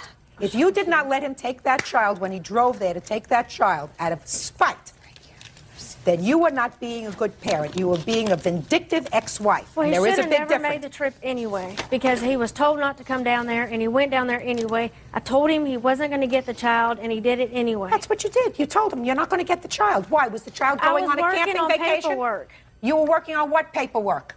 Things that were supposed to go to court. My lawyer was working on some paperwork. You don't get it. You don't get it. Listen, I'm not talking about courts, and I'm not talking about lawyers. I'm talking about being a good mother. Not somebody who is jealous or vicious or vindictive, because I read your papers, and you're pretty angry that he got married right away, and you're pretty angry he had another baby, and you're pretty angry about all those things, and you may have an emotional right to be angry at those things. You have no right to withhold your son from seeing his father. If anything, you're supposed to be more giving, since you were the one who upped and moved from Ohio to Alabama to live with your mother. What's the total amount? It comes up to, what was that, $1,888. 1,000. Go ahead. $888.36. Judgment for the plaintiff in that amount, that's all. Parties are excused. You may step out. Sản phẩm mình đang cầm trên tay đây là nước cân bằng rau khoáng La Roser Posi, là một dòng nước hoa hồng dành cho da dầu, và với cái thành phần chính là từ nước khoáng thiên nhiên. Và đối với dòng nước hoa hồng này thì các cái loại da phù hợp, đó là phù hợp cho những cái làn da mà nhạy cảm nhất. Và thành phần thì có PHA tác động sâu đến lỗ chân lông và cực kỳ là thu nhỏ cái lỗ chân lông của chúng ta. Và với nước khoáng La Roser Posay thì với cái công dụng đó là sẽ giúp cân bằng dầu cái khoáng dành cho các cái loại da dầu La Roser Posay. Và đối với dòng nước hoa hồng này thì nó sẽ cân bằng độ ẩm cho da, vì là có cái thành phần chính là từ cái nước khoáng cực kỳ là thiên nhiên. Và đối với dòng sản phẩm nước hoa hồng này thì nó sẽ cân bằng cái độ pH và cấp ẩm cho da của chúng ta được mềm mại và mịn màng hơn. Thì đối với dòng nước hoa hồng La Roser Posay này thì nó là một cái giải pháp làm sạch sâu từ bên trong đến tận sâu cái lỗ chân lông cho bề mặt da của chúng ta. Và đặc biệt đối với dòng nước hoa hồng này thì nó sẽ phù hợp cho những bạn mà có cái làn da đặc biệt là dãi dầu và cái làn da mà nhạy cảm và khó để lựa chọn những cái dòng nước hoa hồng, nước phun nước, thì đây là một cái lựa chọn rất là an toàn. Và cái độ an toàn của nó thì độ pH không tính và không chứa chất paraben, không chứa cồn và không có cái chứa cái chất tạo màu, là một cái sản phẩm cực kỳ là an toàn và lành tính.